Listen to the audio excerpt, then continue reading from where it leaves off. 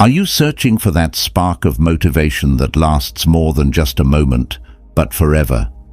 In the vast sea of philosophies and self-help strategies that promise quick fixes, finding a genuine, lasting source of inspiration can seem nearly impossible. Yet, what if the key to enduring motivation isn't in the latest trend, but in a philosophy that has stood the test of time?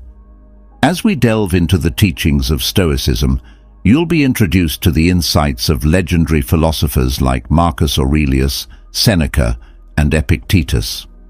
This journey is more than a simple exploration. It's an invitation to transform your perspective, to equip yourself with practical tools for resilience, and to cultivate a mindset geared towards lasting fulfillment and tranquility. In this journey, you'll notice that certain Stoic principles are revisited repeatedly.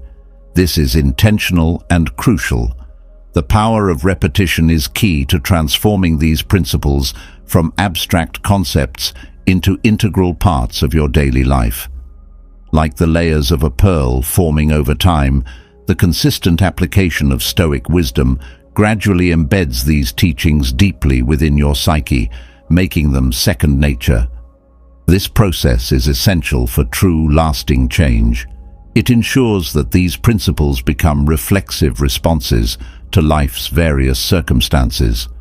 Whether you're navigating difficult times, seeking to enhance your sense of purpose, or simply aiming to live a more content and grounded life, the path laid out by Stoicism offers a robust foundation. Through the power of repetition and the depth of Stoic philosophy, you'll learn to harness your inner strength, remain steadfast amidst chaos, and appreciate the profound beauty of existence. Prepare yourself for an experience that will not only boost your motivation temporarily, but also light an everlasting fire of inspiration inside you. By embracing the Stoic approach to life, you're creating the conditions for a significant and enduring change in how you see and interact with the world around you. Think about what would happen if I told you that every failure you face could actually be your golden ticket to a huge change. You did hear that right. Forget everything you think you know about failing.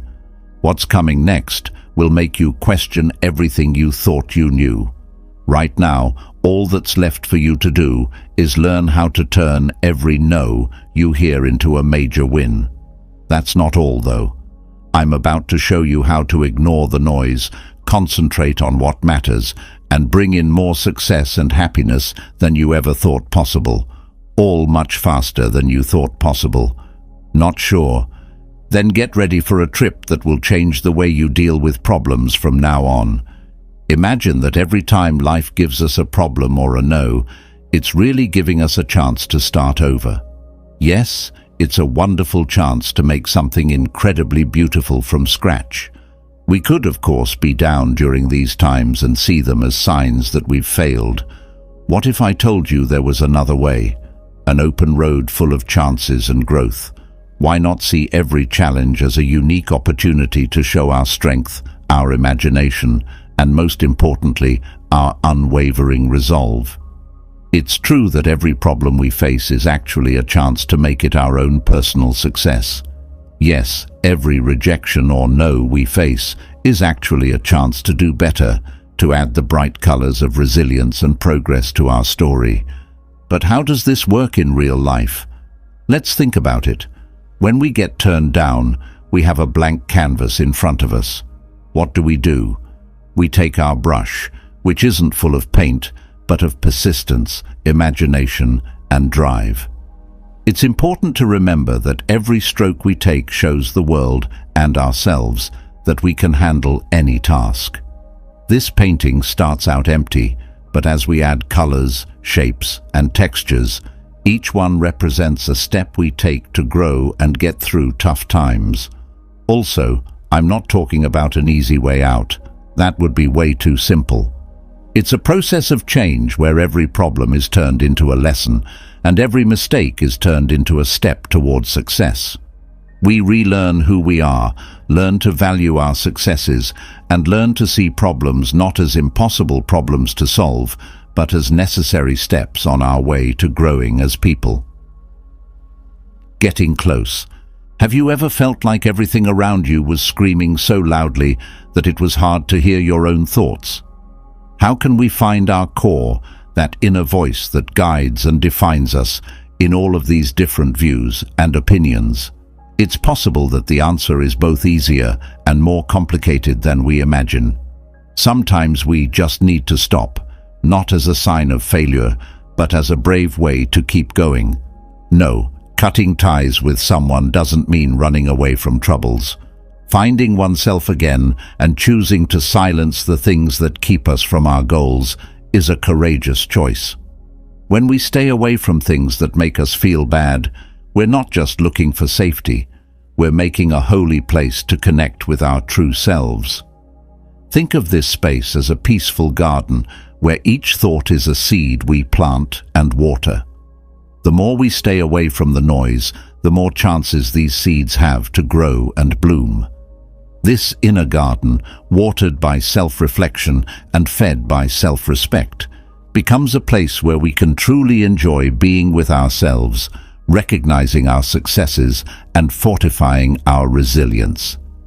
Getting away from someone is a strong way to remember ourselves that our worth is not based on their praise or care. How often do we look for acceptance from other people when we know that real approval comes from within? Making this place for self-reflection gives us a chance to hear our inner voice, which is the only one who really knows what we're worth, not seeing too. For a moment, let's imagine that our lives are gardens. Yes, a green area full of different kinds of life, where each plant and flower stands for a different part of our lives. There are flowers in this yard that bloom in beautiful, happy colors that make our days better. But, just like in nature, not all plants bloom when we expect them to. Even with all of our care and work, some of them don't seem to be growing, which is something we really want to see. Please think with me now. Why do some plants fail to grow, even though we give them all of our care and resources? Focusing on disinterest, whether it's from other people or things we can't change, is like watering a plant that doesn't want to grow while we ignore other parts of our yard that are dying for attention and food. Ignoring something is not a sign of giving up. It's a smart choice about where to put our energy. Realizing that when we value the parts of our lives that really shine, we're not only keeping our inner peace safe, but also giving those parts the love, care, and tools they need to grow even more. In this case, ignoring means realizing that we can't change anyone or anything around us, but we can pick and choose what to pay attention to. Are we going to waste our energy on things that make us angry and tired, or are we going to put it toward things that give us strength, motivate us, and help us develop? Not only are we protecting our mental health when we choose to value our own accomplishments and the beauty of our own gardens, but we're also creating a space where good things can grow. Like a skilled farmer, we know that some plants might not do what we want them to, but that doesn't make the ones that do well less valuable. Not getting emotional. Now, let me take you on a more introspective journey that will get to the heart of how we deal with our feelings, especially when we are hurt or rejected. Have you ever noticed how our feelings can become like raging storms when we're under a lot of stress? They can make it hard to see or make good decisions. When things like this happen, learning how to stay calm is not only helpful, it's essential. Imagine that you are experienced sailors on the rough sea of human feelings. A person's first thought might be to fight against a storm as it comes. We know that this makes us more tired and open to harm, though. So, what does a smart guide do? He discovers a safe port, a spot of peace and safety from which to watch the storm from afar. This metaphor shows us that it's normal and healthy to let our feelings show when we're rejected or in a bad situation. As it turns out, we are emotional beings. But the danger comes when we let those feelings take over and decide what we do. We can decide to center ourselves in a place of thought and inner calm rather than letting the stream carry us away. How is this going to work in real life? To begin, when we acknowledge the mood we are experiencing, we allow ourselves to fully feel it. But it is important to note that it does not describe who we are or what we will do in the future. Giving ourselves a moment to think and take a deep breath before we speak or make a choice is what helps us see things clearly and wisely. Getting rid of in your mind. Now, let's look at an image that might help you feel free.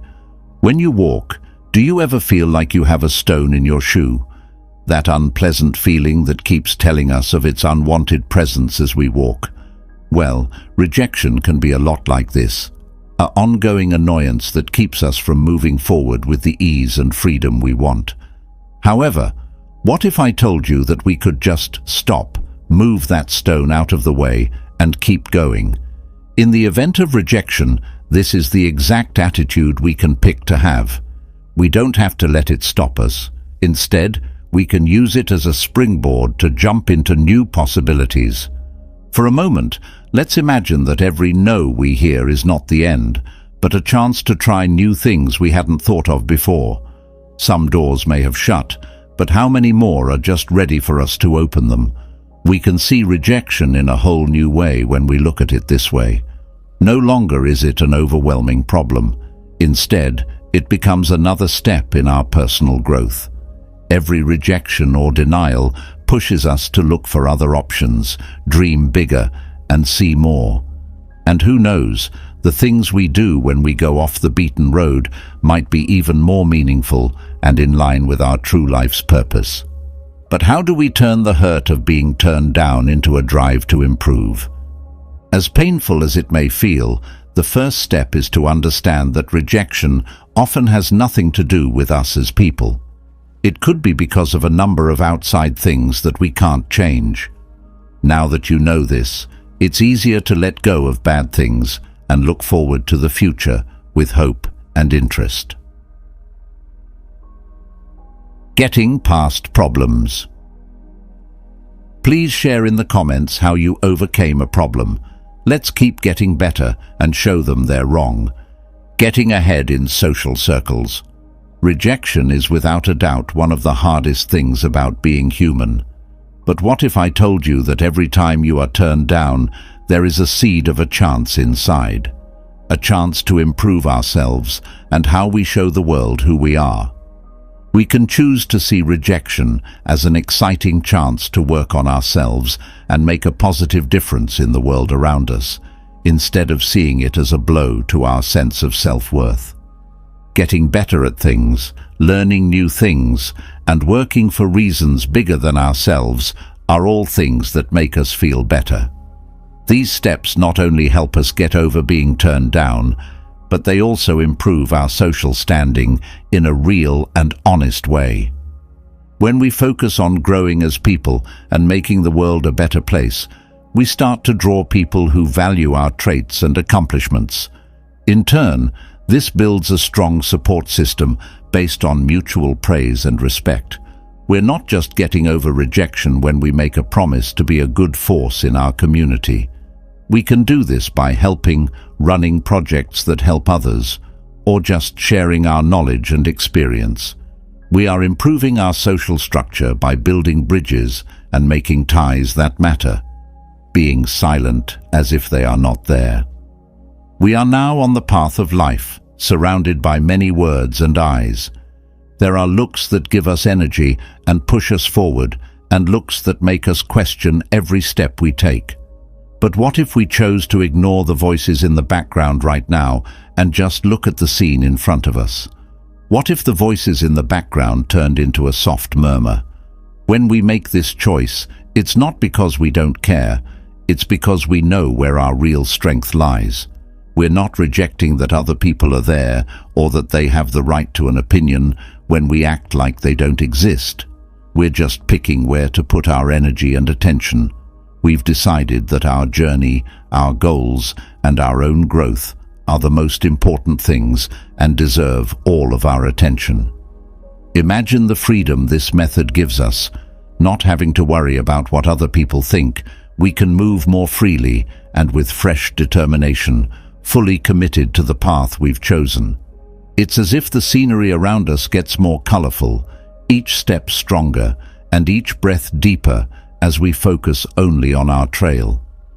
Taking this stance is a call to stay calm in tough situations, to keep going with unwavering drive, and to let our actions and accomplishments speak for us. People's lack of interest or uncertainty can't take away from our presence when we choose not to let it. Instead, our passion and purpose should define our moves. When we do this, something magical happens.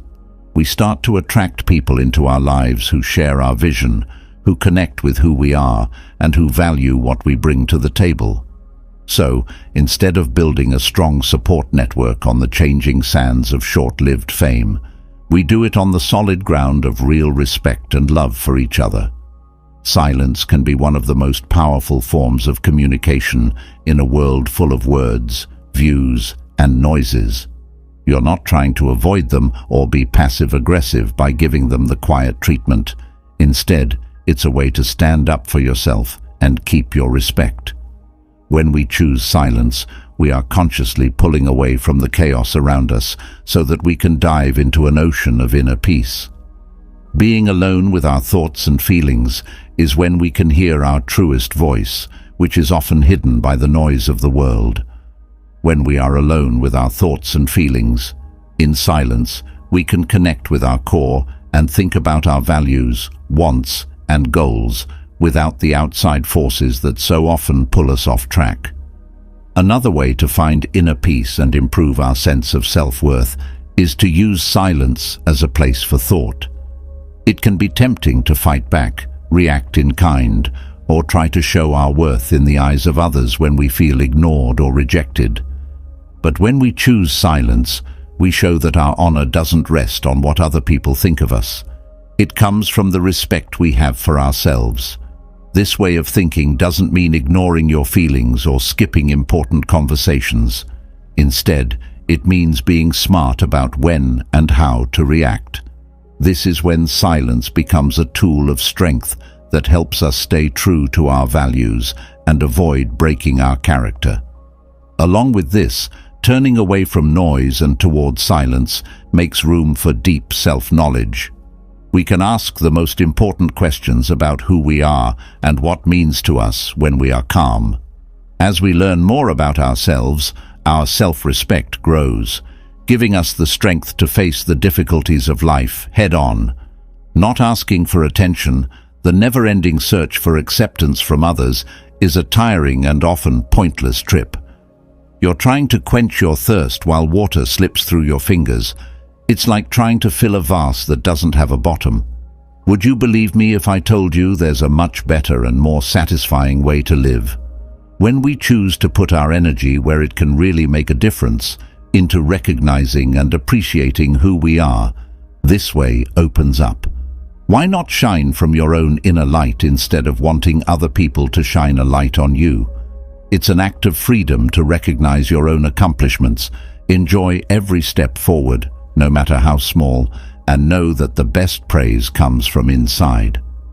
This change in how we see things isn't just a step toward mental freedom, it's a personal movement that frees us from needing approval from other people. Think for a moment about the strength that comes from accepting your own path and seeing the worth in the things you learn, experience, and grow. In this way, we not only let go of the need for acceptance from other people, but we also make room for finding true and permanent happiness.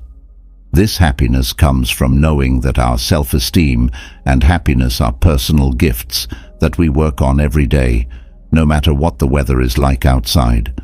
This is the way to a more genuine and happy life, where our worth isn't based on how much other people like us, but on how rich the inner scenery we choose to grow is. Every thought, action, and moment of reflection in this rich land helps a garden grow where happiness and self-esteem thrive, fed not by passing praise, but by the pure water of self-love and self-knowledge. Being kind but emotionally detached is a lot like managing the complicated maze of human relationships, where every step and movement needs to be just the right amount of connection and space. By being kind but emotionally detached, we choose a path of wisdom and self-preservation. This road lets us spread light and warmth without getting burned. Imagine walking outside in the soft fall sun. The light is enough to warm you up, but the air is still cool enough to keep you comfortable. This metaphor perfectly captures what it means to be kind while emotionally distant. It's the skill of showing kindness and care to others while keeping a thin wall around yourself that keeps your inner peace and emotional balance. By taking this stance, you are telling the world, and more importantly, yourself, my response to others will always be guided by compassion and kindness, but I consciously choose not to be negatively affected by others' attitudes or indifference.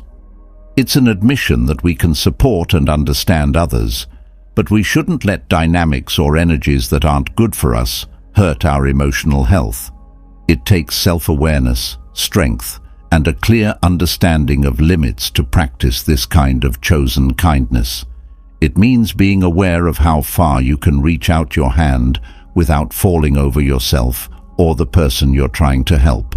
This means realizing that your energy is valuable and shouldn't be wasted on things or people that don't help your growth or well-being.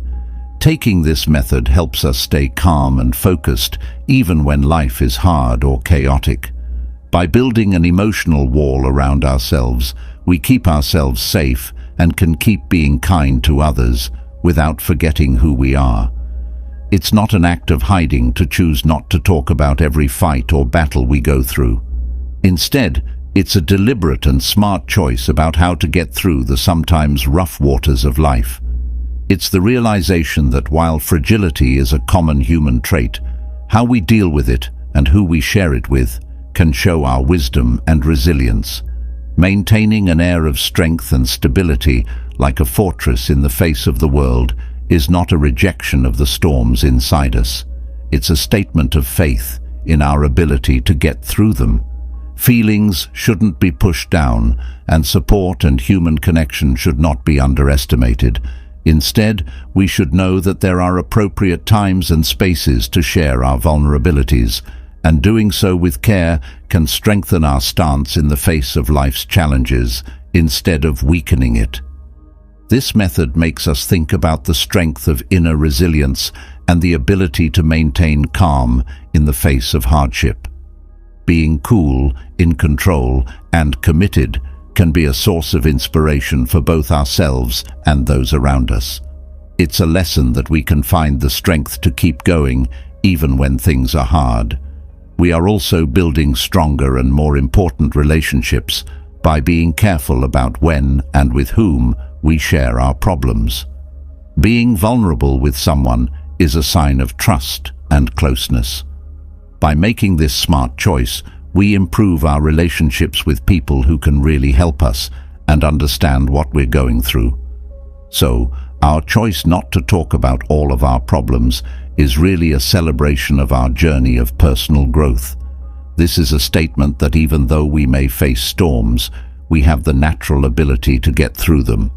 It's not a defense for our weaknesses, but rather proof of our strength, stability, and most importantly, our ability to keep going even when things get tough. Imagine finding out an old secret that goes against everything you think you know about being successful and having self-worth. A secret so strong that it has led the smartest people through the years. You are about to learn how the often confused Stoic philosophy can quickly change how you see your own worth and purpose in life without needing support from other people. People often think that material things are what make people happy, but this isn't just a promise. It's a proven path to love, long satisfaction, and peace. Are you ready for an awakening that goes against everything you thought you knew? Stay with us, and we'll show you how simple shifts in your point of view can give you instant benefits and a meaningful life that sparks curiosity and questions the norm. 1. Why self-worth is important according to Stoicism. Imagine going on a trip to the center of your being, where your real worth and meaning in life are exposed, not through accomplishments in other places, but through wealth within oneself. This is the main idea behind Stoicism, a philosophy that has amazing relevance today, even though it comes from ancient Greece. But what does it really mean to be calm as we look for our own worth?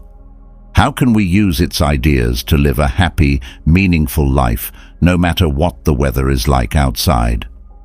First, to understand Stoicism, we need to realize that we have the power to change our lives, not fate, luck, or other people's views.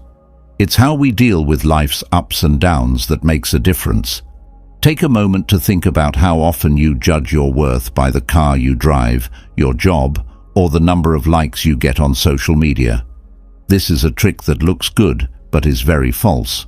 The Stoics' ancient wisdom points us to a much more stable and long-lasting source of value, our own character and our ability to live by our greatest ideals.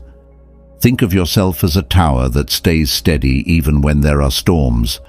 Isn't the light you give off more important than any praise from other people? Let me tell you a story from my own life.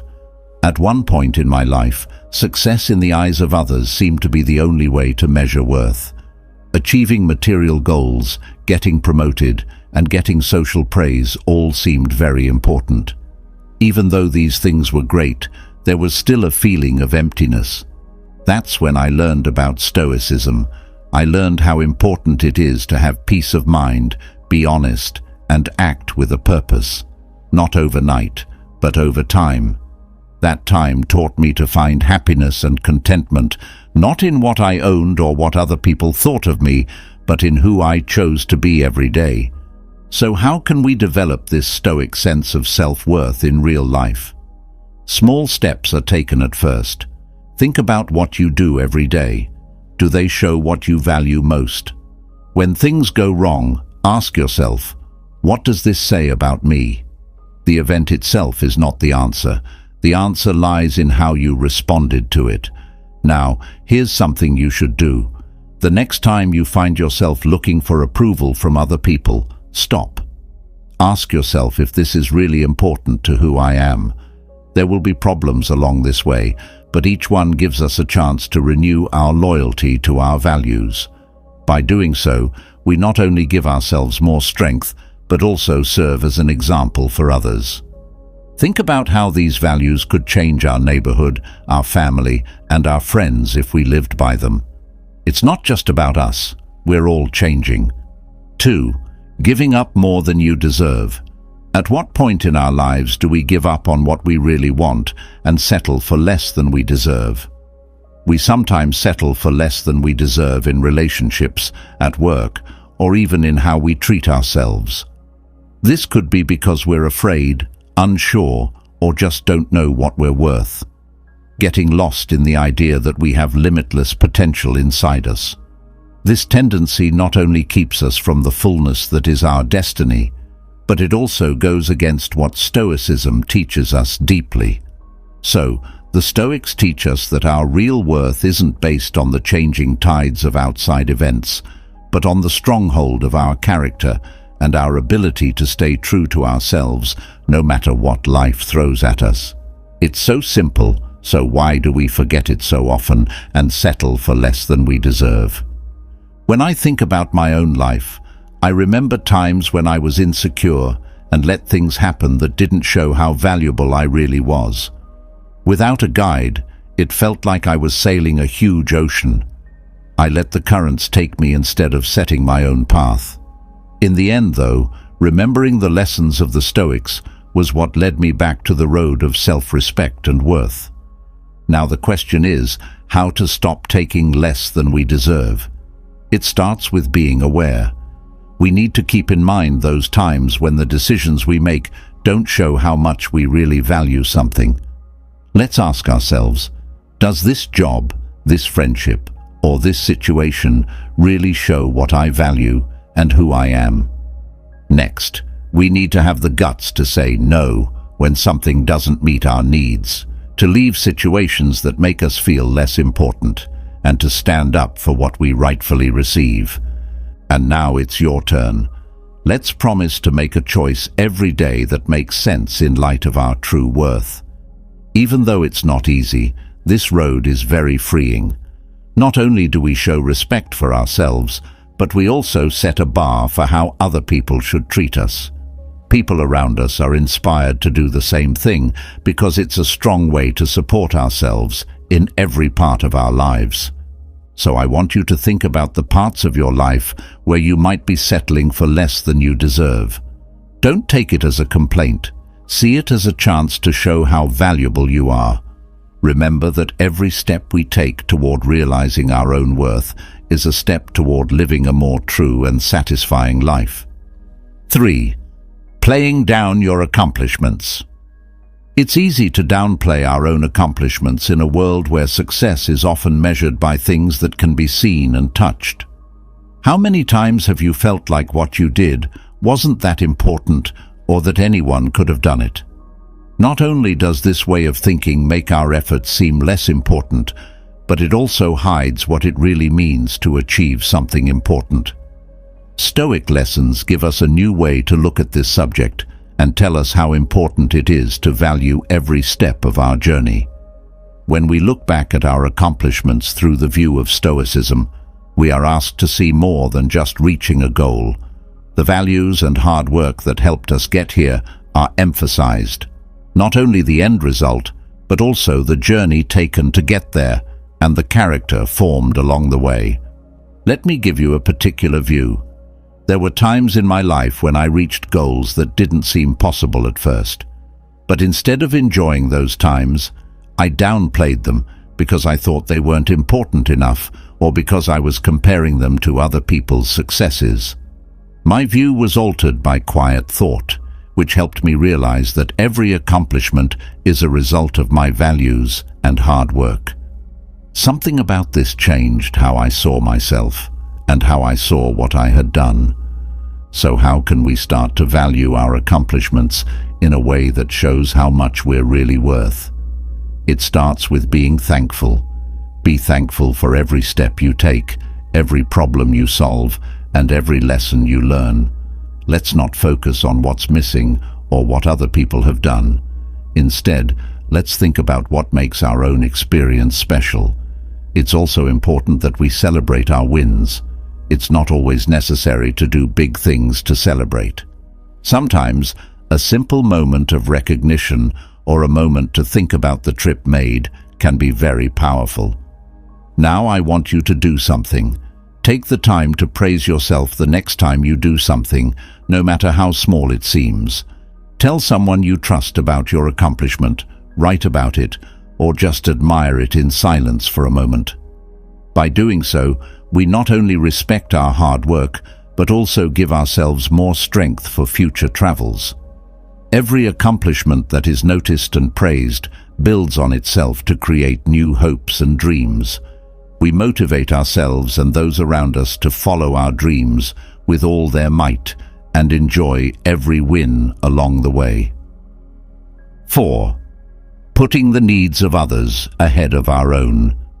Take care of yourself and help other people are two things that we often have to choose between as we go through life. How many times have you put other people's wants and needs ahead of your own to the point where you forgot to take care of your own? This is a common problem that has a deep meaning that goes to the core of our being. It may seem good to put other people first, but Stoicism and many other life theories tell us of a basic truth. If we don't take care of ourselves, we can't be a positive force in other people's lives. Self-care is more than just a treat for yourself. It's an act of self-respect and a basis for living a full and worthwhile life. Think about a cup of water. It will run out of water if we keep pouring from that cup to quench other people's thirst without ever refilling it. In the same way, we can't expect to have the strength, energy, and presence of mind to help those around us if we don't take care of our physical, mental, and spiritual health. Let me share a personal thought. Before, I cared so much about helping other people and being present for them that I forgot about my own health and well-being. At first, I was happy and thought I was living in an incredibly selfless way. But this disregard started to show its effects over time. My health got worse, I had less energy, and I understood that I was seriously limiting my ability to help other people. It was a rough but important wake-up call. So how can we take care of ourselves and others at the same time? To begin, it's important to understand that taking care of yourself is not selfish. It's necessary. Set healthy limits as a first step. This doesn't mean you should shut people out, but you should be careful not to lose yourself while helping others. Ask yourself often, do I care for myself as much as I care for other people? This easy question can be a strong way to remind us to rearrange our goals. 5. Having trouble accepting compliments. Has anyone ever made you feel awkward when they complimented you? Maybe trying to play it down or avoid it completely. This response happens more often than we think, and it's often caused by having a skewed idea of how valuable we are. There is a disagreement between how we see ourselves and how other people see us at its core. Stoicism, with its rich fabric of wisdom about how people work, gives us a very helpful way to look at this problem and finally solve it. Stoics show us how important it is to keep our emotions in check and have a clear picture of who we are. People are taught to accept praise with respect, not as a way to feel good about themselves, but as a way to recognize the efforts and virtues that show in their actions. So why is it that so many of us find it hard to accept compliments? A lot of the time, we have trouble taking praise because we have negative views about ourselves. It could be a feeling of not being good enough or deserving of praise, or it could be a worry about looking cocky. But downplaying or refusing praise not only takes away from the kindness of the person who gave them, but it also makes you feel bad about yourself. I remember that when someone complimented me, I would be more likely to look for a problem than to just accept it. It was like I was sure that what was said couldn't be true because it didn't fit with how I saw myself. Stoicism helped me see that this response not only hurt my sense of self-worth, but also made it hard for me to see my own values and accomplishments as they really were. So how can we start to deal with praise better? First, realize that praises show what other people think of your deeds and personality. Give yourself the chance to think that if someone said nice things about you, they might be true. Second, learn to be grateful. Say thank you when someone compliments you. This shows that you are humble and helps you have a good mood about yourself and other people. So, the next time someone compliments you, take a deep breath, accept it, and say thank you in a genuine way. Consider it a challenge to improve your self-esteem and your capacity to see your own light through other people's eyes. By going through this hard time, we're not only learning how to take praise, but we're also getting to know ourselves better and with more kindness. A life lived with authenticity and thanks requires us to learn to appreciate and recognize our own traits and efforts. Sixth, not wanting to make choices. We all hesitate when we have to make big choices. Fear and uncertainty often stop us in our tracks at this point. When faced with a big decision, who hasn't been afraid of taking the wrong step? People naturally don't like taking risks, but Stoicism can help us find our way through these rough seas by teaching us to base our choices on wisdom and reason and to be calmly accepting of the results. Stoicism advises us to approach choices with a clear mind and to concentrate on the factors within our control. The Stoics tell us that even though we can't know or control what will happen when we do something, we have full control over our thoughts and decisions. So, we shouldn't worry about what could go wrong. Instead, we should think about what we can do now. We are told to put our attention on how good the choices we make are. Think about it this way. Every choice we make is a chance to put virtue into practice, to consider our core values, and to act in line with them. Fear of making a mistake starts to lose its power when we look at choices in this way. We can accept the results of a choice, no matter what they are, as part of the normal flow of life if the choice was made after careful thought and purpose. Allow me to give you a personal experience. At one point, I had to make a job choice that seemed dangerous, and I could feel the fear of failing. But Stoic lessons made me decide to look at my choices based on what I value instead of what I'm afraid of. I made the choice that fit with what I stood for and who I wanted to be. It led to a journey of learning and growth that wouldn't have been possible if I had let fear decide what to do. Then, how can we use this Stoic way of thinking in our own lives? First, ask yourself what values are driving this choice, and am I letting fear get in the way of acting in line with these values? Next, make a promise to accept the results of your actions, knowing that if you followed your values and acted with honesty, then you didn't make a mistake, you just learned something. When used correctly, excessive self-criticism can be a strong way to grow as a person and think about oneself. Too much self-criticism, on the other hand, turns this useful tool into a weapon that hurts us and stops us from growing and being healthy. This pattern of constantly judging ourselves not only makes us less confident, but it also keeps us from the Stoic view of progress, which puts self-compassion and improvement over the never-ending search for perfection. Stoics tell us that we should look at our actions and thoughts through the lens of understanding and reason. They say that we should admit our flaws, but also value our efforts and the lessons we've learned along the way. They tell us to look at every mistake as a chance to learn, grow, and increase our resilience rather than as a character flaw. Think about it. How many times have you caught yourself blaming yourself for not meeting standards that were too high to reach? How many times has that critical voice inside your head kept you from recognizing your successes or appreciation of how far you have come? I remember a time in my own life when I was always criticizing myself. I worked hard to be perfect in everything, from my job to my relationships with other people. However, this search for perfection did not bring me peace or happiness. Instead, it made me anxious and unhappy. Self-compassion and acceptance, which are important Stoic ideas, were the only ways I could start to break free from these chains. I learned to be happy with growth instead of perfection, and to be patient and kind to myself, the same way I would be with a friend. So how can we start to practice this Stoic self-compassion and stop being so hard on ourselves?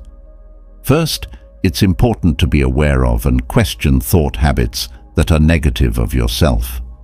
When you hear that critical voice inside your head, stop and ask, is this really true? Is this fair to me?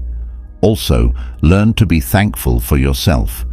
Take a moment to recognize your skills, your accomplishments, and the work you do every day. Now here's something you should do. Every day, write down 3 things about yourself that you are thankful for. It could be something as easy as going for a walk or setting aside time to read. This practice not only takes your mind off of criticizing yourself and puts it on appreciating yourself, it also makes you feel like you have more worth. When we deal with self-criticism in a Stoic way, we not only lighten the load of constant judging, but we also make room for growth, learning, and real happiness. We don't have to punish ourselves for not being perfect. Instead, we can be happy that we are always learning in the school of life. It's easy and often unavoidable to compare yourself to others in a world full of social media and cultures that value outward success. We look at the accomplishments of others as if they were a mirror showing us our flaws. But we forget that everyone's journey is different and can't be compared to others. Always comparing ourselves to others makes us unhappy and envious, and it takes us off the real road of growing as a person and accepting ourselves as we are. In this situation, Stoic lessons can help us find our way. They tell us to look inside ourselves, notice our progress, and be thankful for the unique path we are on. Stoics tell us that the worth of our lives is not based on what we have or how well we do compared to others, but on how good our character is and what we do to make the world a better place. They tell us to be proud of our own growth without comparing it to what other people have done. Pause and think. How many times have you caught yourself judging your own success by someone else's? And just how many times has that made you happy or satisfied? When you compare everything all the time, you're always running a race with no finish line, and happiness is always just another faraway goal. There was a time in my life when comparing myself to others seemed like a second job. No matter how far I got, it seemed like someone was always ahead of me. I could not find true peace and happiness until I adopted the Stoic view of being thankful for my own journey and focusing on my own growth. So how can we use this Stoic wisdom to stop comparing everything all the time? To begin, it's important to show thanks. Think about what you have, what you've accomplished, and the problems you've solved. Being thankful keeps us in the present and shows us how important our trip is. Also, make a promise to grow as a person. Don't base your goals on what other people have accomplished. Instead, choose goals that are in line with your own values and interests. So, here's what you should do. This week, set a small but important goal for yourself that has nothing to do with comparing yourself to others. We can start to break free from the chains of comparison when we focus on our own journey and celebrate our own progress. There will be hard times on this path, but it is also one of growth and success. Many of us fall into the mistake of not investing in ourselves and always comparing ourselves to others, and most of the time, we don't even know it. Comparing ourselves to others all the time can make us unhappy and dissatisfied, keeping us from enjoying our own unique journey. Stoicism, which focuses on personal growth and independence, gives us a freeing view on how to get past this tendency and be happy with the road we choose for ourselves. Just for a moment, picture being able to look at your life and accomplishments without having to worry about how they compare to others. Stoicism tells us that the only real standard to measure ourselves by is ourselves from the past, not other people. By focused on our own growth and success, we take our attention off of things going on around us that might take us off track. Let's talk about personal effort and progress that goes on over time. Self-respecting ourselves by putting money into our own growth is one of the best things we can do for ourselves. Stoicism tells us to see every day as a chance to learn, grow, and get better. This doesn't mean always wanting more. It means committing to always getting better, knowing that real worth comes from within. Have you thought about when you last put money into your own growth? Personal investment is important for human development, whether it's learning a new skill, setting aside time for meditation and thought, or just giving yourself room to be creative. By making a commitment to personal growth, we not only show respect for ourselves, but we also give ourselves the power to help others in more important ways. Taking steps to improve ourselves not only makes our lives better, but it can also inspire those we're on the trip with us. Now it's your turn. Think of a part of your life that you'd like to grow or get better at. Make a promise to yourself to do something small but important today to begin this growth path. It's important to remember that investment in yourself is the key to all other success. As we follow the Stoic philosophy of focusing on our own growth and being thankful for our journey, we can start to see the beauty in being ourselves and value how our experience is unique. Giving up the need to compare ourselves to others all the time and focusing on our own growth is not only a kind thing to do, but it can also help us live a fuller, more worthwhile life. You got a sneak peek at how Stoicism can change your life. but this is only the beginning. As you go deeper into this journey of self-discovery and growth, think of all the amazing things that could happen. If this made you feel something, there's a lot more to discover and change. Do not fall behind. Now we'll talk about 12 signs that it might be time to end a relationship, even if it's with a friend or family member. If someone consistently shows disrespect in a relationship through words or actions, that is a major breach of Stoic values. Stoicism stresses how important it is to treat others with respect and kindness, and to see the worth in every person. In a relationship where people are rude to each other, this basic concept is broken, which damages trust and unity. Long-term disrespect in a relationship, even if it's with family or a friend you've known for a long time, can have serious effects on your health. Stoicism tells people to find inner peace and resilience, which are traits that are put to the test when they are treated badly over and over again. This kind of treatment can lower self-esteem, make people angry, and keep them in a loop of negativity that is bad for their mental and emotional health. Additionally, Stoicism stresses how important it is to set limits and treat yourself with care. Constantly putting up with rudeness not only breaks these rules, but it also keeps the relationship in a state of submission and unbalance. When you put up with disrespect, you're actually encouraging it, which is a bad habit that weakens the bonds of respect and understanding between people. When you think about these things, Stoicism gives you a serious view on why you need to end situations where disrespect is constant. There is a lot of complexity and emotional weight in the decision to cut ties, especially with people you care about. Stoic philosophy tells people of their natural worth and the need to put their own well-being first. It's easier to have better, more satisfying relationships, even when you have to make tough decisions, if you act in line with Stoic ideals of virtue and self-respect. Not giving and receiving. The Stoic view stresses how important it is to respect yourself and look after your own health. So, staying in a relationship where there is a constant lack of exchange goes against this basic idea. Stoicism stresses the importance of developing inner peace and virtue, and it tells people to make sure their actions are in line with reason and virtue. So, putting up with a one-sided situation where your efforts aren't appreciated or returned hurts your goal of virtue and causes inner conflict.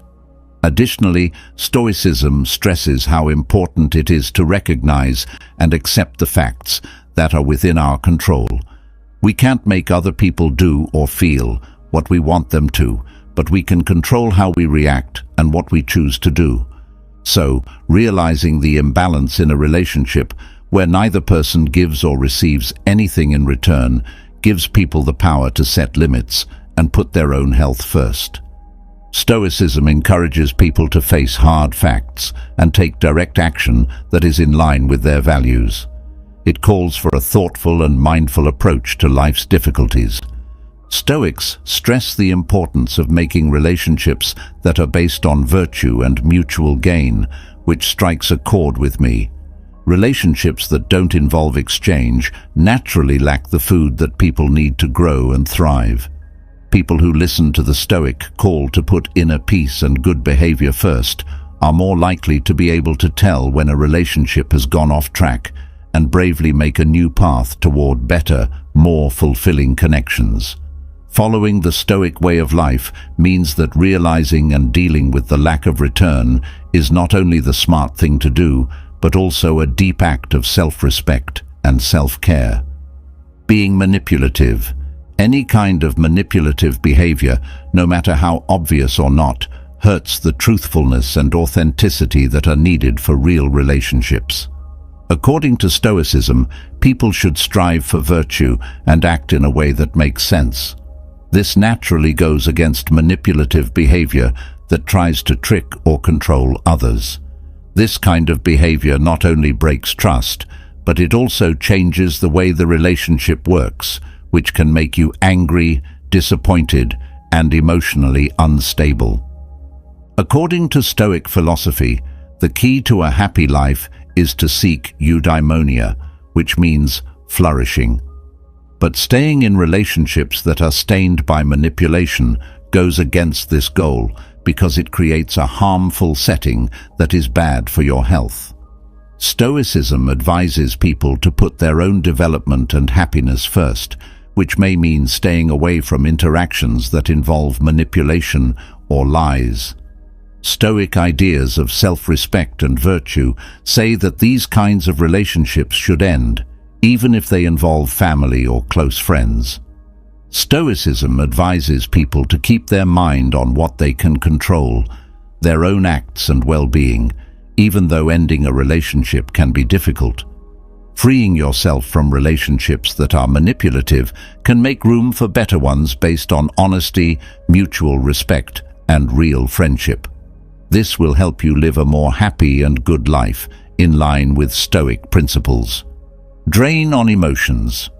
In Stoicism, stopping ties, even ones with family or friends, is something that is carefully thought out and done in line with rules that promote personal well-being and virtue. One important thing that Stoicism stresses is the need to be aware of how relationships drain your emotions.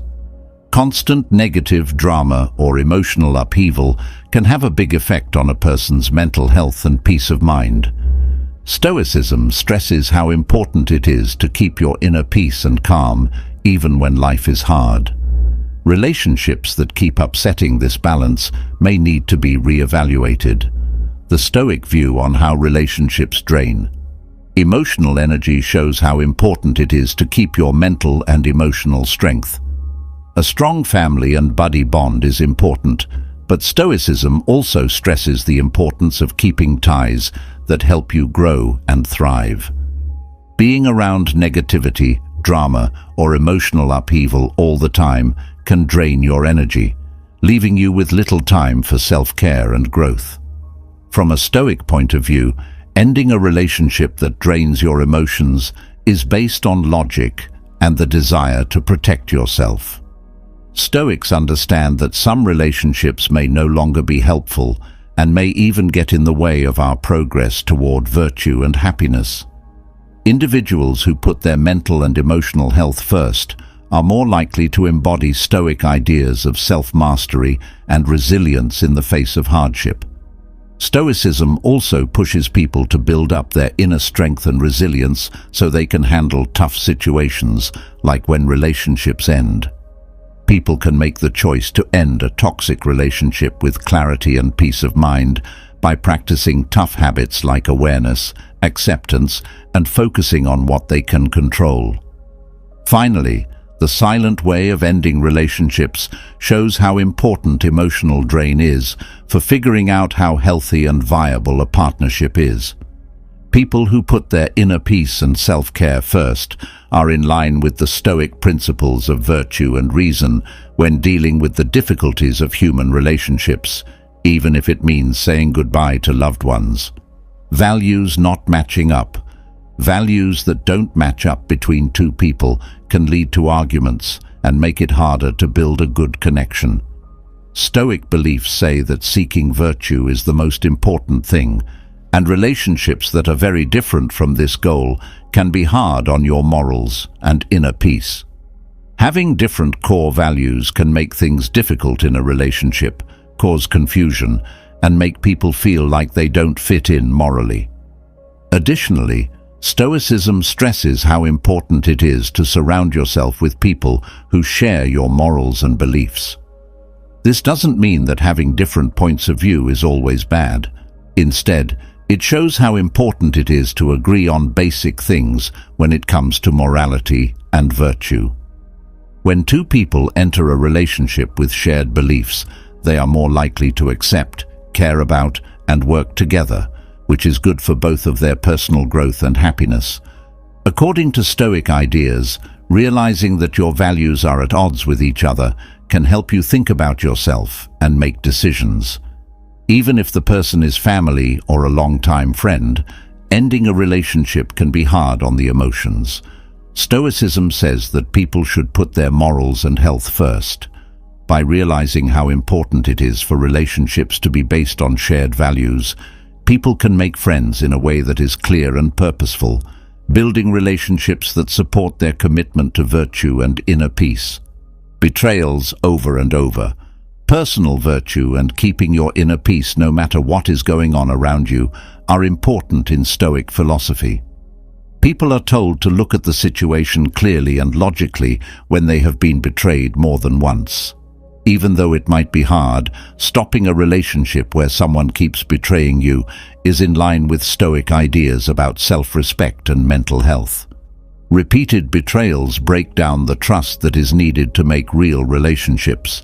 Stoicism tells people to focus on what they can change. They can't change what other people do, but they can change how they react to what they do.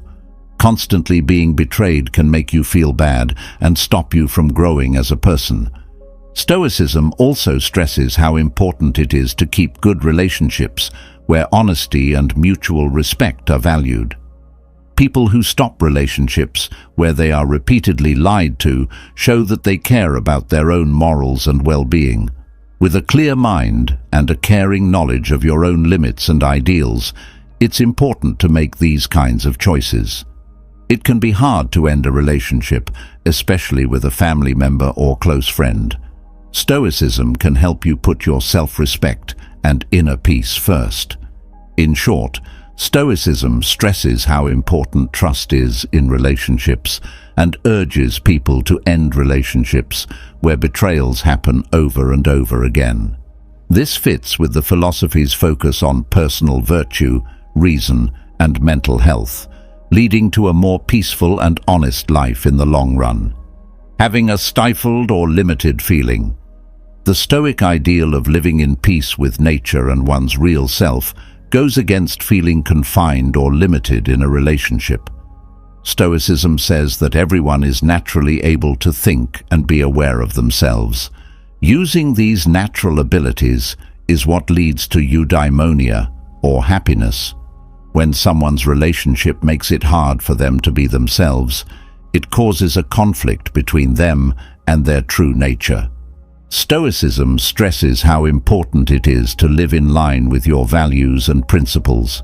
Any relationship that gets in the way of this could lead to inner turmoil and unhappiness. Stoicism also recognizes that having to deal with such limitations can cause anger and inner strife, which are the opposite of what you want to achieve: peace and virtue. People who practice Stoicism are told to know when a relationship is getting in the way of their personal growth and to end the relationship if that's what needs to be done. Stoicism, on the other hand, also teaches the value of patience and wisdom in all one's deeds. It's not easy to end a relationship, especially one with family or close friends who have been there for a long time.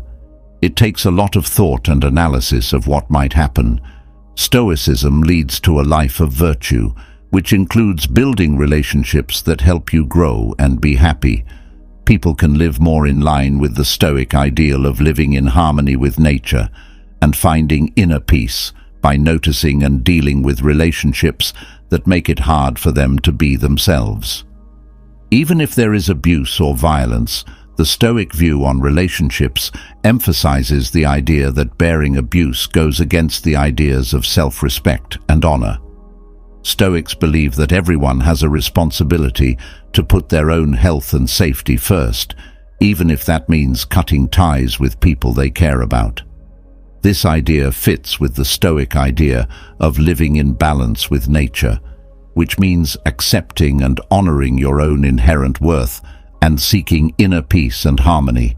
Instead of seeing ending a relationship with abuse or violence as a breach of duty or loyalty, Stoicism sees it as a way to protect oneself and honor one's morals. Stoics believe that developing inner strength and resilience in the face of hardship is important, but they also know how important it is to set healthy limits and stay away from situations that are hurtful. People show their dedication to self-respect and honor by ending relationships that are abusive or violent. This is in line with Stoic beliefs of personal ethics and living an honest life.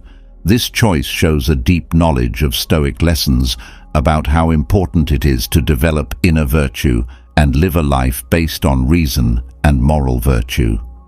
In the end, Stoicism is a deep way to deal with complicated relationship patterns. It reminds people of their natural worth and how important it is to put their own well-being and honor first, even when they have to make hard choices like ending ties with family or friends. Not wanting to talk about or fix problems. In Stoicism, relationships are seen as ways for both people to grow and help each other, based on ideals like honesty, ethics, and resilience. But there is a point at which keeping a friendship going, even with family or close friends, is bad for your health. Based on Stoic ideas, one important sign that a relationship needs to end is when the other person refuses to talk to you in an open and productive way.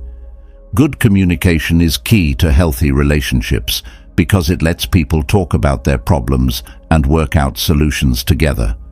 Stoicism stresses how important it is to face problems head-on, recognizing that dodging or ignoring problems only makes them last longer and could get worse. This kind of behavior weakens the connection when one person refuses to talk or settle disagreements over and over again. Stoicism encourages people to grow and thrive, which can only happen in a place where people can understand and help each other. If someone consistently blocks contact or refuses to have a useful conversation, it limits growth and stops the relationship from progressing. In these situations, sticking in the relationship can keep you stuck in a loop of anger, annoyance, and frustration, which will eventually stop both of you from moving forward. Since Stoicism recognizes how important speech is for good relationships, it pushes people to think about whether the other person's refusal to talk fits with their values and well-being. If trying to talk about problems or settle disagreements is always met with pushback or lack of interest, it could mean that the relationship is no longer serving its purpose. Even though it can be hard to stop relationships, especially with people we care about, Stoicism tells us that we need to put our own growth and mental health first. By realizing that the relationship has its limits and having the strength to let go, people can open the door to new chances for personal growth and happiness that are in line with the Stoic principles of virtue and resilience. Persistent neglect. In Stoicism, a philosophy based on personal virtue and reason, stopping relationships, even with family or friends, is thought of in a complex way that takes into account one's health and inner peace. One important sign that makes you think about this is continuous neglect. This is when one person constantly ignores or doesn't care about the other person. It's a powerful sign that neither person wants to keep the relationship going over time. Stoicism stresses how important it is for people to respect and help each other in relationships.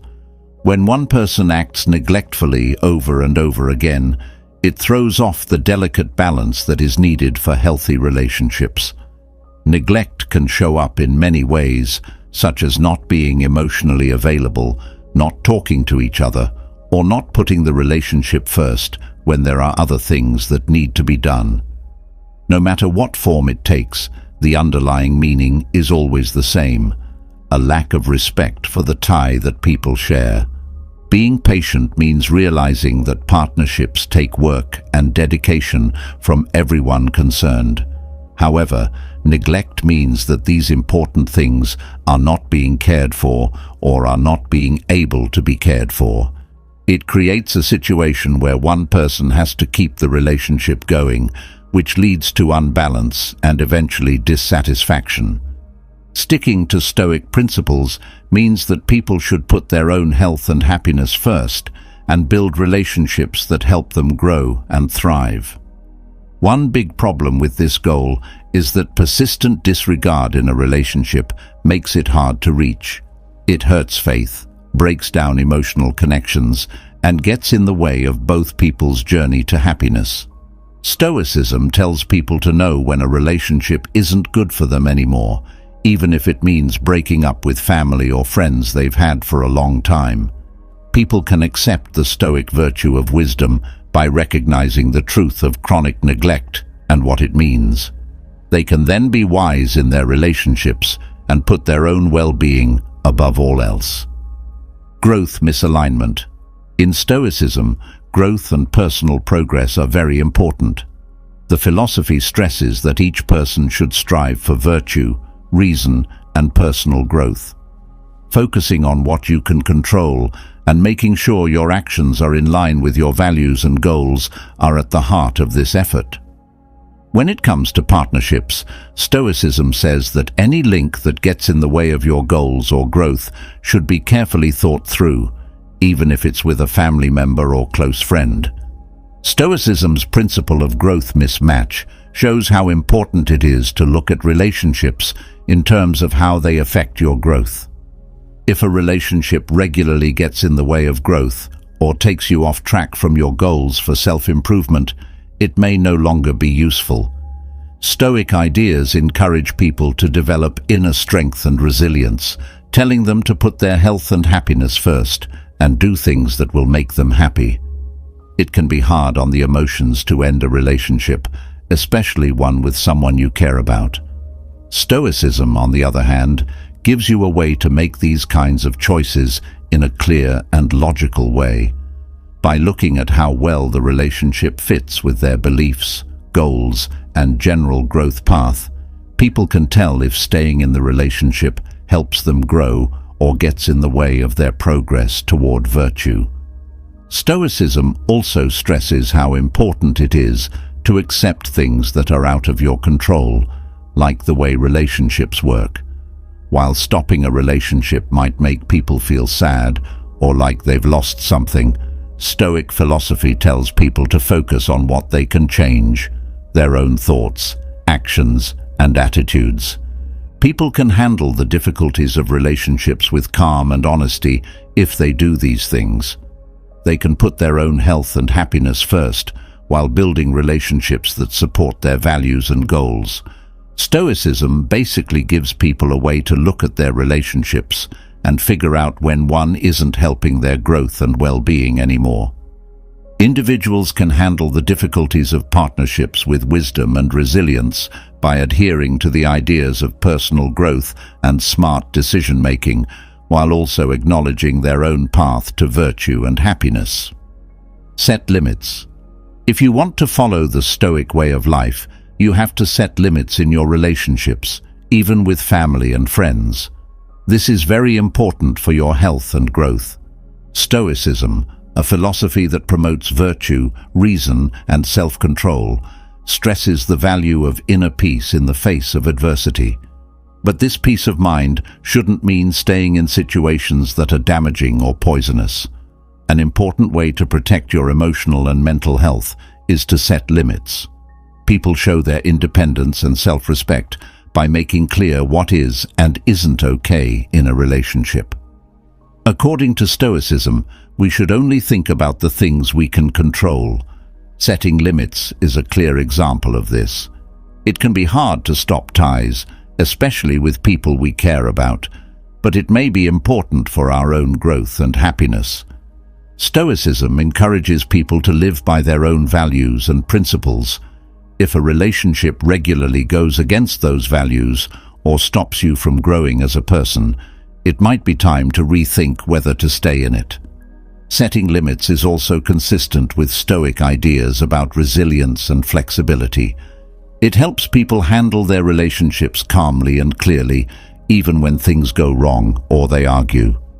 When you set clear limits, you create better relationships and make it less likely that failed expectations will lead to anger or conflict.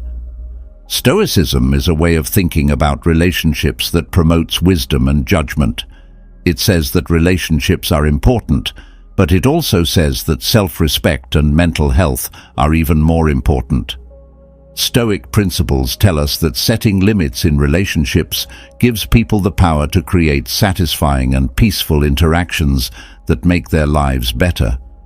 Always keep in mind that stopping relationships can be hard, but Stoicism tells us to put our health first and concentrate on what we can control.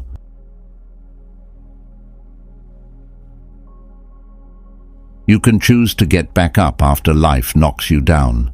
Have life's constant challenges ever made you feel like the odds are against you and a victory was impossible? There are times when it feels like the world has turned its back on us. Other people are more likely to write you off when you're down, thinking you'll always be a loser. But here's the truth. Everyone will doubt you. That's your chance to show them they're wrong. A return is the only way to be forgiven, and it has to be such a big deal that it silences everyone who doubts it. I can still clearly remember the times when life put me in a tight spot and I felt beaten, hurt, and almost unimportant. But I knew there were people who secretly wanted me to fail and never reach my full potential. That's when something in me lit on fire. I told everyone that this is not the end of my story. I took a break from the world, thought about it again, and came back months later, changed. You see, life gives us all kinds of problems, and how you decide to deal with them determines everything.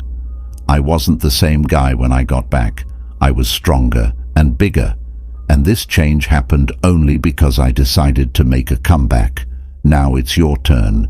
You have the power to go even further than I did, whether it's learning a new skill, making a lot of money, or building an amazing body.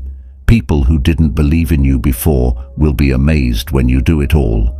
Now, let me show you 7 important steps that will help you turn your life around and make the most amazing comeback you've ever thought. First, switch to ghost mode. We're going to talk about ghost mode in this section, which is an important step for anyone who wants to make the best comeback of their life. Think about this. While most people are begging for likes and attention on social media, you can go in a different, deeper direction. Many great people in history have gone down this path. They go through a time of obscurity where they work hard without being seen or sidetracked by the world's attention. This is ghost mode, which is what makes a real return possible. Let's talk about ghost mode in a real way now. It's not just about not being seen, it's a trip of deep reflection.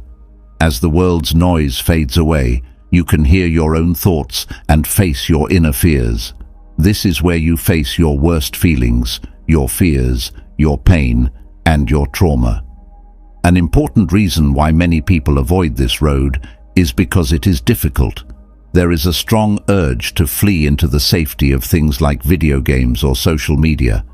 But keep in mind that these are only short-term getaways from real life. When you turn on ghost mode, you have to accept your darkness. The idea is to turn your pain and problems into a strong drive. A Stoic philosopher named Seneca once said, "Difficulty strengthens the mind as labor does the body." Your bad feelings are not your enemies. They can drive you to work harder and go beyond your limits. So, if you really want to make a big comeback, it's time to switch to ghost mode. Take a look at yourself, meet your problems head-on, and let them help you grow. Now is your chance to come out of the shadows, stronger and more tough than ever, ready to leave your mark on the world. Remember that the best comebacks happen when you are alone and honest with yourself. Step 2. Pick up a new skill.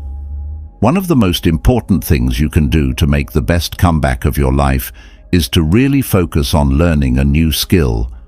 This part isn't just about starting over.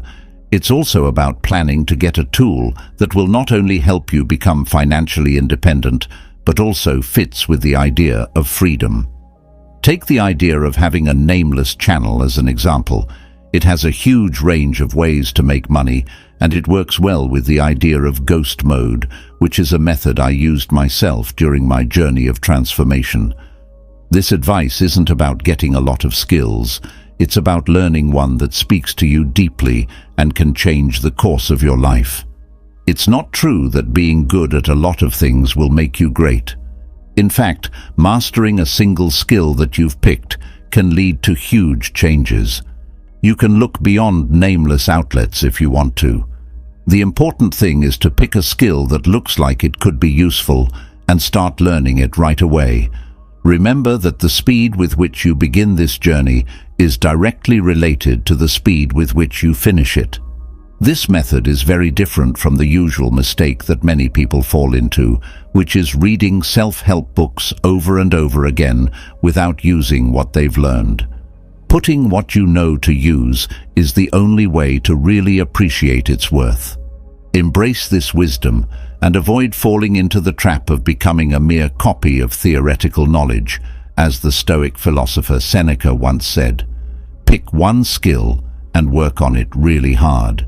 Then, act on what you've learned." The key to a successful return is focused effort, not a lot of different kinds of work.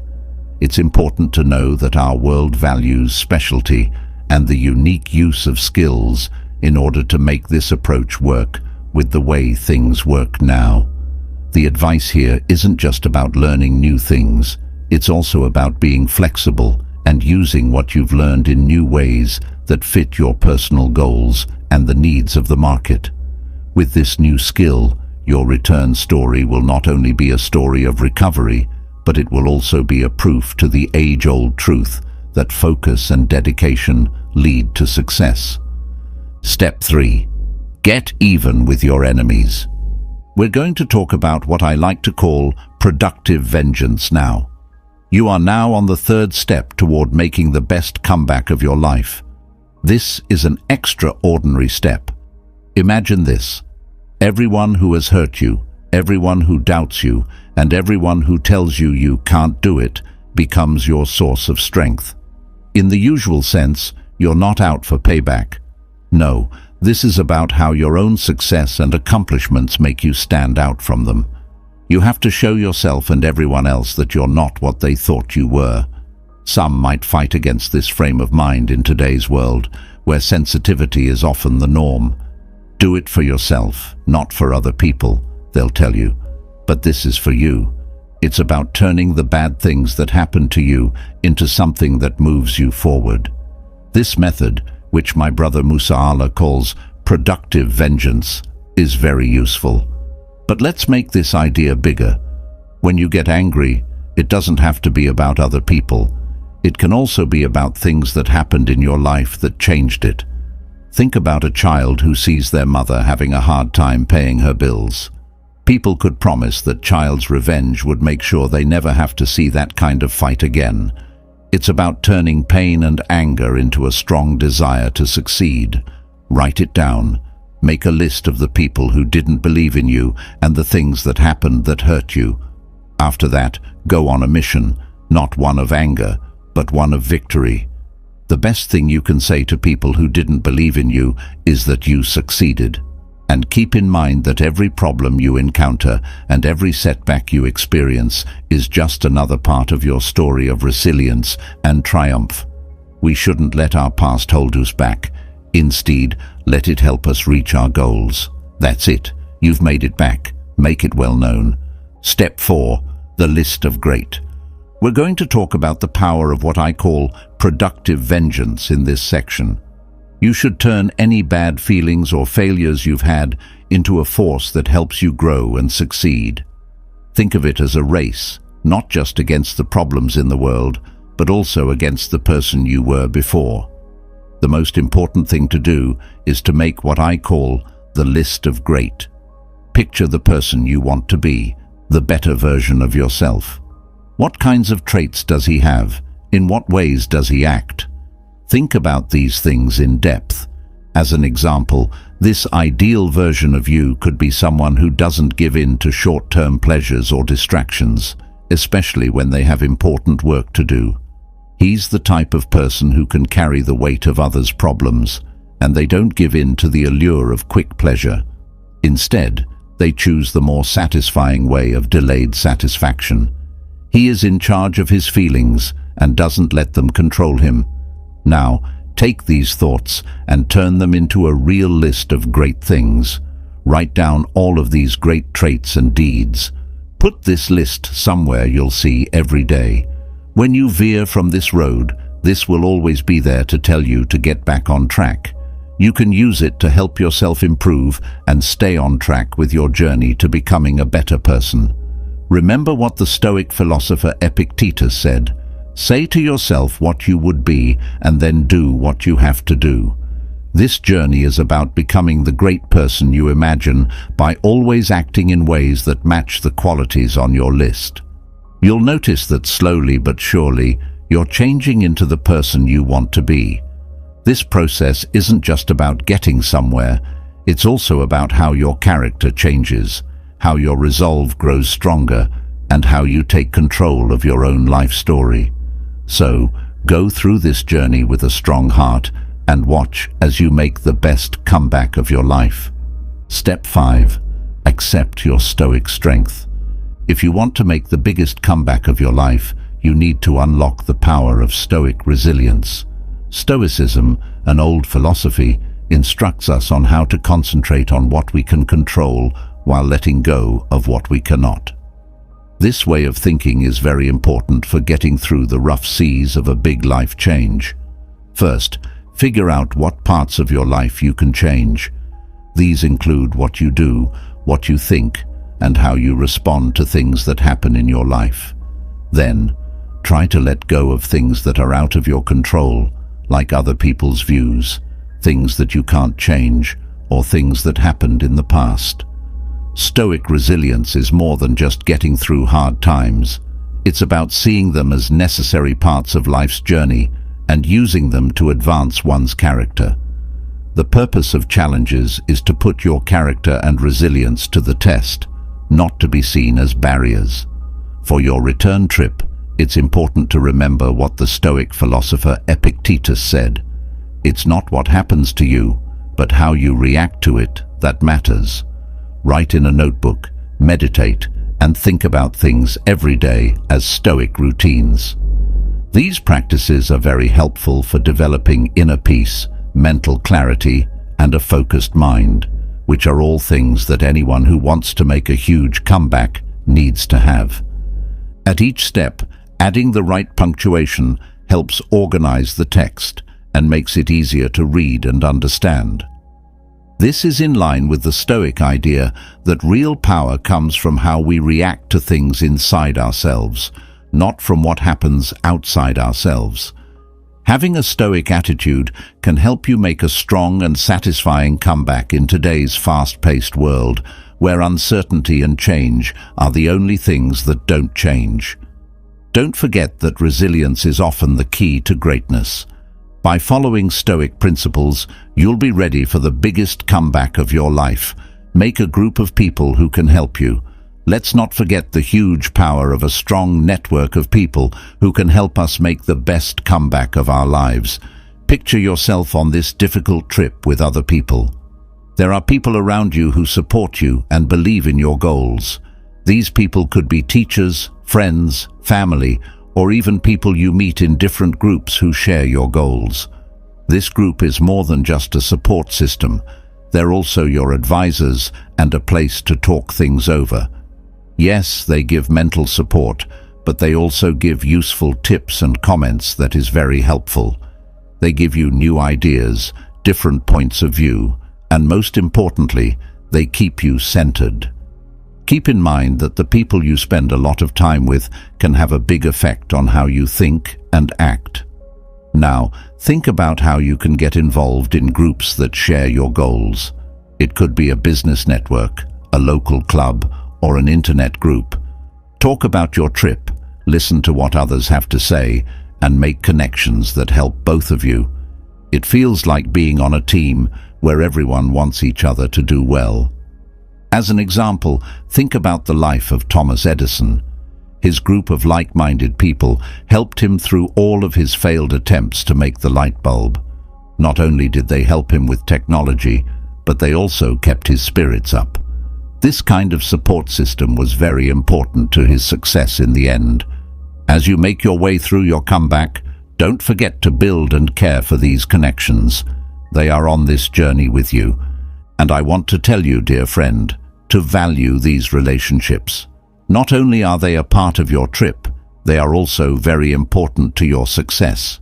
Remember that each and every thread in life is important, and these connections can help you make a story of an amazing comeback. Develop both mental and physical restraint. As you start your road to the biggest comeback of your life, remember that mental and physical focus are the most important things you can do. When you practice mental discipline, you train your mind to stay focused on your goals. Having an attitude that is not only positive but also growth-oriented is important. You should see difficulties as opportunities to learn and grow, not as problems to be solved.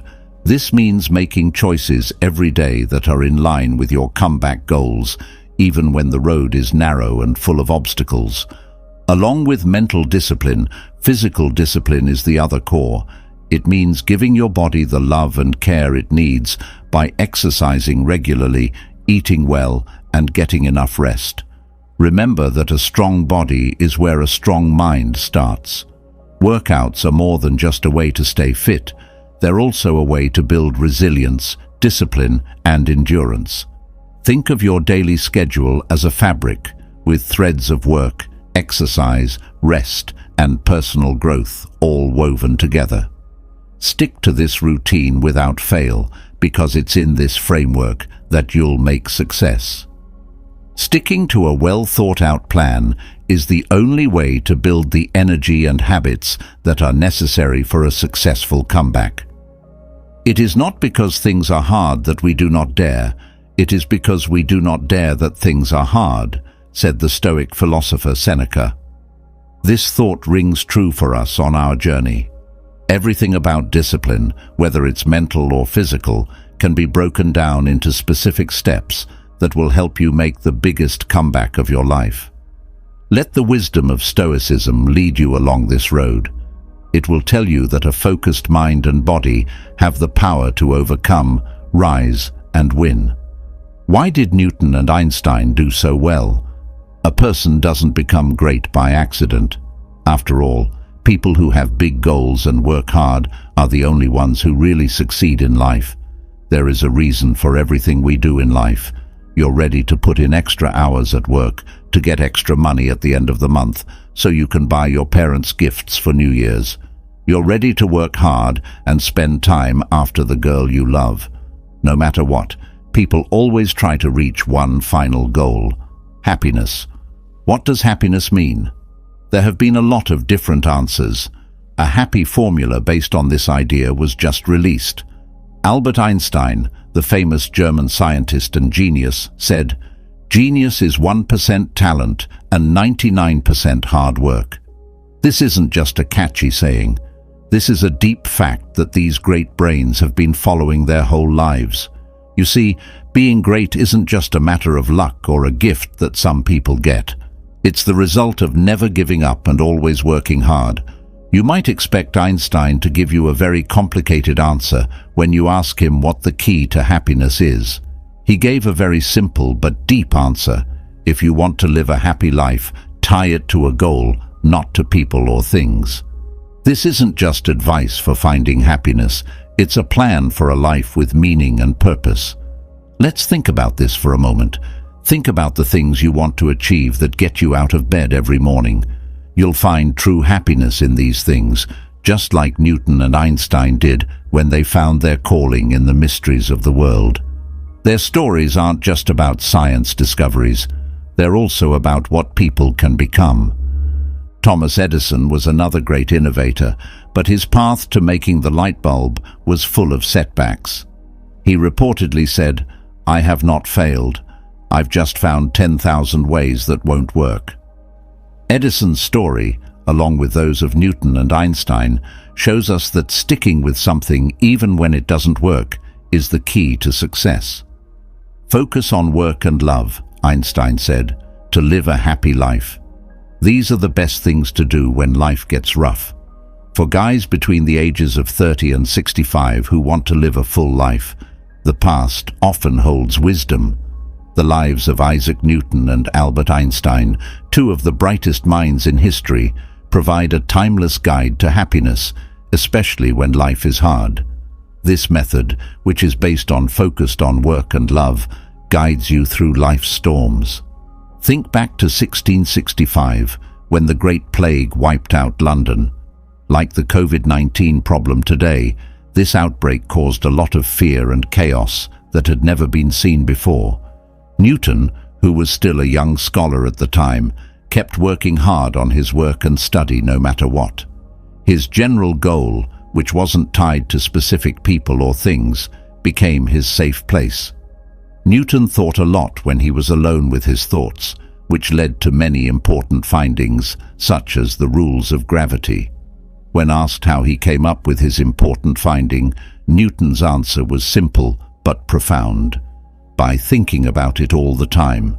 This shows how powerful it is to keep your mind on a vague, unchanging goal, even when life changes around you.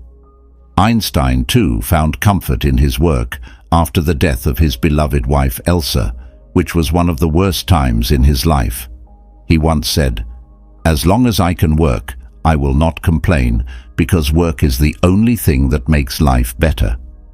This attitude is similar to the Stoic philosophy, which values inner peace and resilience in the face of external chaos. The Stoic philosopher Marcus Aurelius said, "You have power over your mind, not outside events. Realize this, and you will find strength." In today's fast-paced and often unpredictable world, this timeless wisdom is still very useful for men trying to figure out how to live a full life. The lesson is clear. Finding a cause that goes beyond the material and the present can give you a lot of security and happiness.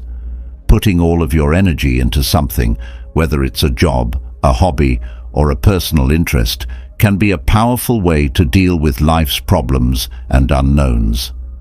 Newton and Einstein both showed that the key to a happy life is to keep working toward a goal that is important to you and makes you feel good. You have to find the one thing that gives you drive and meaning, and then give it your all, no matter what. Not only does this method offer a safe place to be during life's storms, it also improves the quality of life by giving people a feeling of success and inner peace.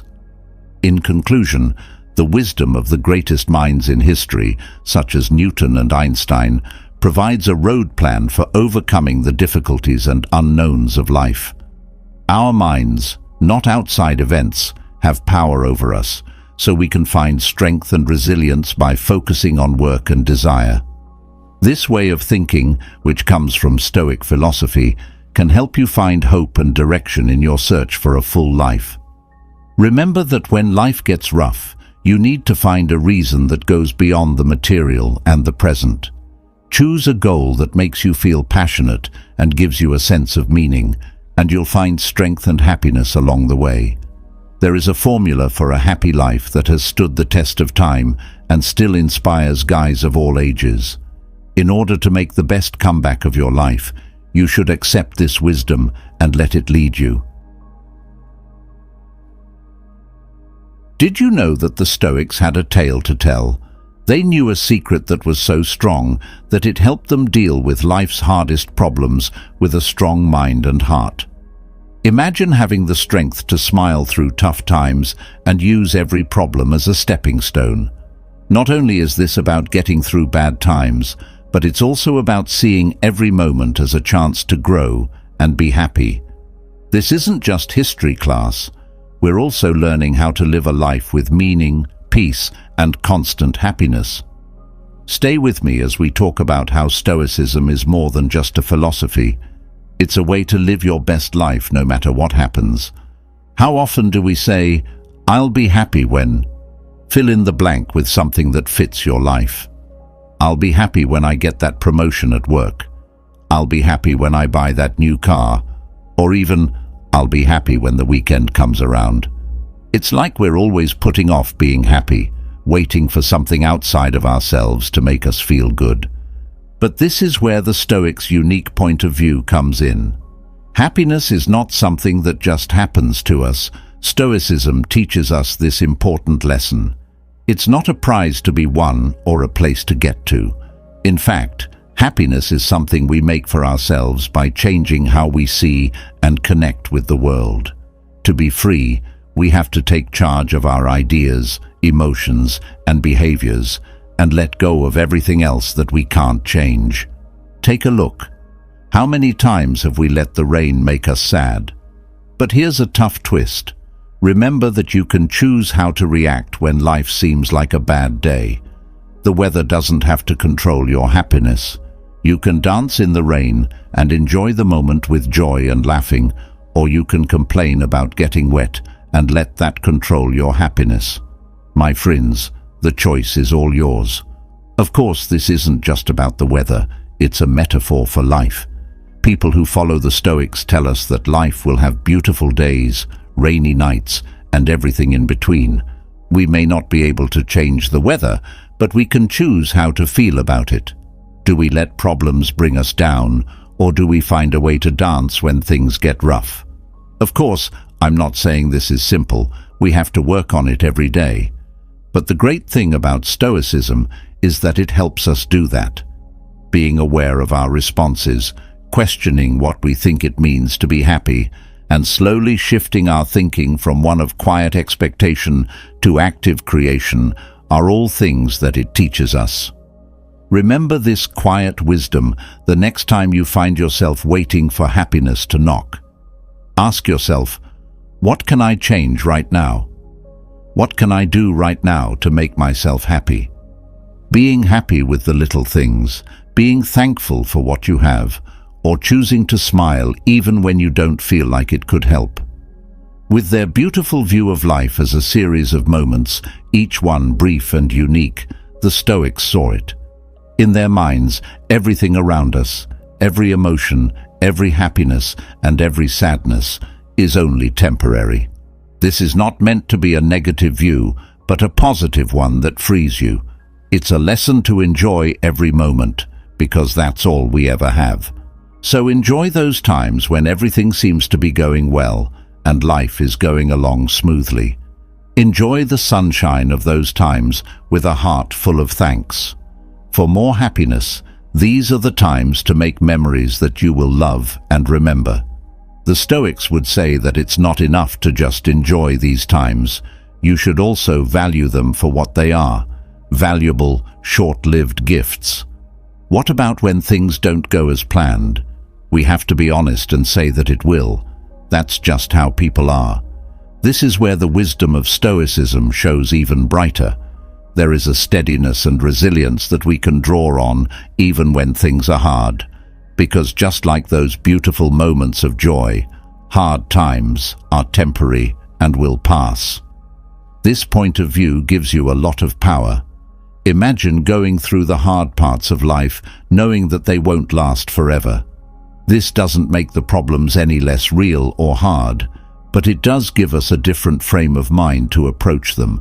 It's about being strong during a storm and believing that the sun will come out again. As the seasons change, so do the things we learn. Each one has its own beauty, difficulties, and lessons, but they don't last forever. Everything in life changes over time, and when we understand and accept this, we can live a fuller, more confident life. Remember this Stoic concept the next time you feel like life is either going great or going badly. Accept that everything changes. It should teach you to enjoy the good times more, be thankful for them, and face the hard times with confidence, knowing that they are only a part of the journey that is always moving and changing. Even though we can't change this fact, it does teach us that our power is not in the cards we are given, but in how we play them. What really makes us unique are the choices we make when bad things happen in our lives and how we deal with them. Take a moment to think about that. The problems aren't what matter. What matters is how we choose to deal with them. Stoicism tells us to stop complaining about our lives and start making our journeys better. It's a call to action to make the most of what we have, the good, the bad, and the ugly, and live a meaningful life, no matter what. It's easy to say this when you're in the middle of a tough situation and problems that seem impossible to solve. Sometimes it's hard to see the end of the tunnel. But this is where the Stoic practice of changing the way we see things comes in handy. It means changing the way we see our problems and seeing them as chances to grow and show ourselves what we're made of. You are the artist of your own life. Every problem and unfair turn of events is a block of marble, and you are ready to use your knife and hammer to make something beautiful out of it. What you do with the rock is more important than the flaws in it. We are encouraged to assume responsibility for our lives and stop acting like victims by this Stoic frame of mind. We may not be able to change everything that happens to us, but we can always choose how to respond. Let the unfairness of life get the best of us, or do we rise above it and use it to make us stronger, smarter, and more caring? The good news is that when we start to live this way, following the lessons of Stoicism, we start to feel truly satisfied. Not because life is suddenly fair, but because we're living in line with our ideas and beliefs. We're not dependent on outside events anymore. We're taking an active role in life and making decisions that show who we are and who we want to be. Friends, let's use this hard pill to gain strength. Let's not give up when life is unfair. Let's accept it with resolve. Let's use it as fire to move forward and make a meaningful life for ourselves. Because in the end, what counts is the courage, resilience, and ethics we bring to the trip, not how fair it may be. It's not about being careless. It's about realizing that, ironically, not taking any risks at all is the biggest risk of all. In order to grow, be fulfilled, and even be happy, we need to be willing to step out of our comfort zones. The Stoics, who had a deep understanding of people and how the world works, tell us that life is inherently unsure. People tell us that we can't be sure of the results of our actions, but here's the catch. They also say that this confusion shouldn't hold us back. Instead, it should free us. Why?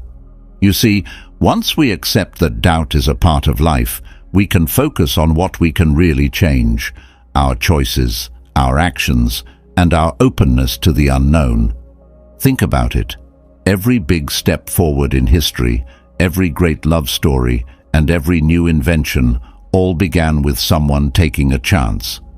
Someone chose to do something that they didn't know would work, and didn't know if they would succeed. Yes, not every risk pays off, but Stoicism teaches us that the act of trying is valuable in and of itself. We find our strength and resilience when we take these risks, and sometimes we even surprise ourselves with what we can do. In a serious sense, what does it look like to take a risk? Being brave is more important than not being afraid of anything. Being brave isn't not being afraid. It's choosing to go ahead even though you're scared. Listen to that voice inside you that says, "What if?" and don't let the "but what if I fail" stop you. This is true whether you're telling someone how you feel, changing careers to one that fits your interests better, or standing up for a cause you believe in.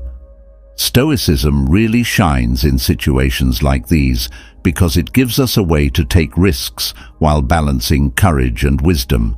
It means weighing our choices and thinking about what might happen, but in the end, it means acting because, according to the Stoics, doing nothing is a risk in and of itself. The risk of staying the same, of never knowing what might have been, and of regretfully looking back on life. In what ways can we use this Stoic wisdom in our everyday lives? Start out small. If the stakes don't seem too high, take a chance in a part of your life. Don't worry about what will happen. Just pay attention to how it feels to leave your comfort zone and what you learn from it. As your trust grows, you'll be more likely to take bigger risks over time. Keep in mind that the goal is not to become careless, but to become more present and involved with our own lives. It's about making the most of the time we have, going after what matters to us, and living with the energy and purpose that can only come from being ready to jump. The Stoics had a deep understanding of how people think and feel. They knew that our minds are often pulled in two directions, toward the past, where we feel sadness or sorrow, and toward the future, where we worry or look forward to. But here's the thing, life is happening right now with all of its beauty, power, and wealth. Not yesterday, not tomorrow, but now. Being in the present moment is like finding a hidden yard behind your house. It has always been there, just waiting for you to discover its beauty. When you're in the present moment, you can fully connect with the people around you, enjoy the beauty of your surroundings, and find happiness in the little things. Now, living in the present doesn't mean forgetting about the past or the future. The Stoics didn't say we should forget about the past or not care about what the future holds. Instead, they pushed for a fair view. Learn from the past and plan for the future, but don't focus on the past. The past is a point of reference, not a home, and the future is a blank painting, not a prison. If you're going through a forest and your mind is on the path ahead or the path you just walked, you might miss the sound of the leaves moving, the sight of the sun shining through the trees, and the smell of the earth after it rains. In that way, we miss the beauty and depth of life as it happens when we're not there. How then do we get better at living in the present? First, pay attention to your feelings. Right now, what do you see, hear, smell, or feel? This is about taking an active role in your life instead of just watching it happen. When you talk to someone, pay close attention to what they say. Enjoy every bite of food you eat. Pay attention to how your body moves and what's going on around you as you walk. As part of living in the present, the Stoics teach us how important it is to be thankful. Being thankful keeps us in the present and reminds us of how valuable and beautiful it is. Being grateful for what we have right now instead of always wanting something else or something next. Being able to live in the present is a skill that we can develop over time. When our thoughts wander to the past or the future, we need to gently bring them back to the present and tell ourselves that life is happening right now with all of its flaws and changes. Stoics knew how complicated the mind is. They were well aware of the trap of overthinking and how it can stop you from moving. Their answer, do something. It sounds almost too easy, but that's what makes it beautiful and useful. So that you don't get stuck in your thoughts of what if and should I, the Stoics say to take a step, any step. It's about doing something instead of just thinking about things. Let's break this down a bit, because it's important. The point isn't to act carelessly or decide quickly without giving it much thought. Stoicism isn't about acting without thinking. It's about stopping the loop of overthinking by doing something useful with purpose and thought. It means recognizing when our thoughts aren't helping us anymore, when they're not giving us clarity or answers, but instead are taking us down a bad path, and deciding to focus our energy on something real. Think about it. How many times have you been stuck on a decision and thought about all the possible outcomes, only to end up more confused and stressed than before? Now compare that to a time when you just did something, anything that had to do with the problem. It could have been beginning a small part of a job, telling someone what you were thinking, or just writing down your choices. That must have felt better, right? The power of action is that it clears our minds of the noise and gives us energy, even if it's only a small step forward. Stoicism teaches us that action is the best way to deal with stress and uncertainty, because it takes us from a state of quiet living to one of active involvement in our lives. It's a warning that we have control over our lives and can change them in small ways. Also, acting in line with the Stoic principle of concentrating on what we can change is a great idea. We can't always change how things turn out, but we can choose how we act and respond. By taking a step forward, we're showing that we have control over our path, even when we don't know what will happen. How then are we going to use this? Start out small. What's one small action I can take right now that moves me in the direction I want to go? If you find yourself overthinking, it could be as easy as writing down your thoughts, setting a small, attainable goal for the day, or asking someone for help or advice. Remember that this isn't meant to get rid of careful thought or planning. Those are still important. When you notice that your thoughts are making you stressed out instead of clear, that's when you know it's time to stop thinking and start doing. Stoicism shows us how important it is to live in line with our nature, which means going after what really speaks to us. It's not just about chasing short-lived pleasures or success in the outside world. It's also about getting in touch with what really means to us. It's easy to imagine following your heart as just doing what makes you feel good at the moment, but Stoicism challenges us to look deeper, to explore what lights our soul, what fits with our core values, and what gives us a sense of direction. The Stoics say that you shouldn't waste your time on things that don't make you happy. This isn't just about being happy at work or reaching goals in your career. It's about who we are and how we choose to spend our limited time on Earth. Some people might think it's an unrealistic dream to think that if you choose a job that makes you happy, you'll never have to work again. But this idea comes from Stoic philosophy. To find happiness and satisfaction, not in the lack of difficulty, but in the pursuit of something deeply satisfying. It's not always easy to find this road.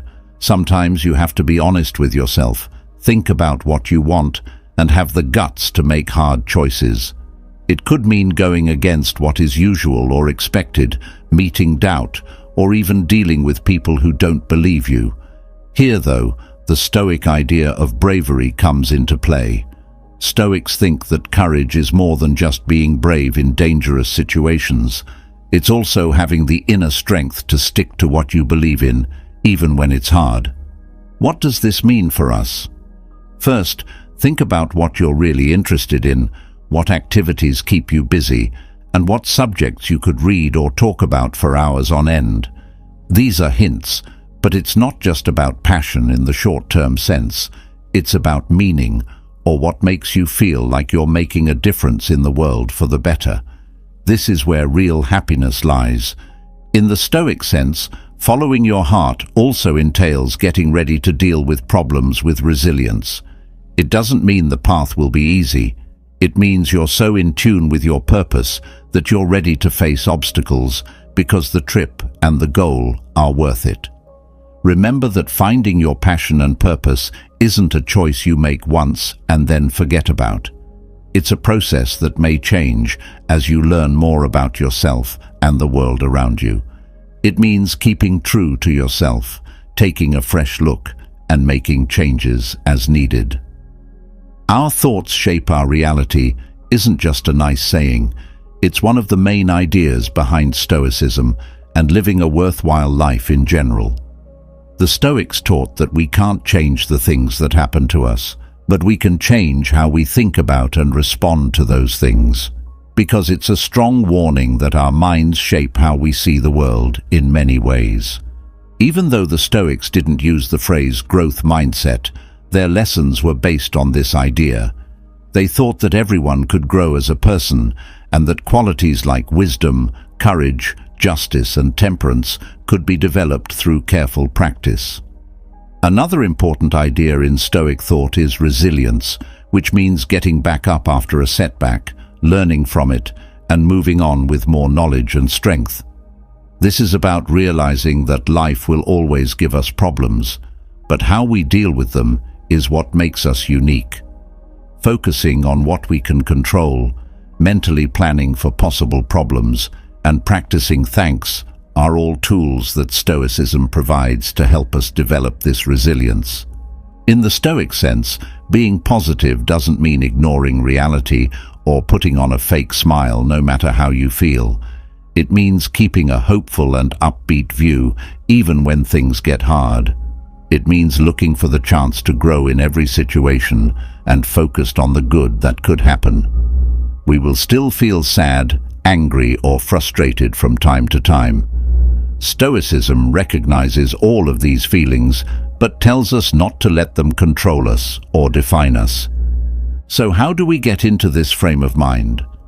Being mindful of our thoughts and how they affect our feelings and behaviors is the first step. It means questioning thinking habits that aren't helpful or positive and changing them with ones that are. Every day, we should work on this habit, which is aligning our thoughts with the kind of life we want to live. Not getting it right is not the goal here. Growth is. It means consciously choosing to think about things that are good for us and will help us grow instead of bringing us down. It's about building a mind that backs up our hopes, dreams, and values, a mind that walks with us through life.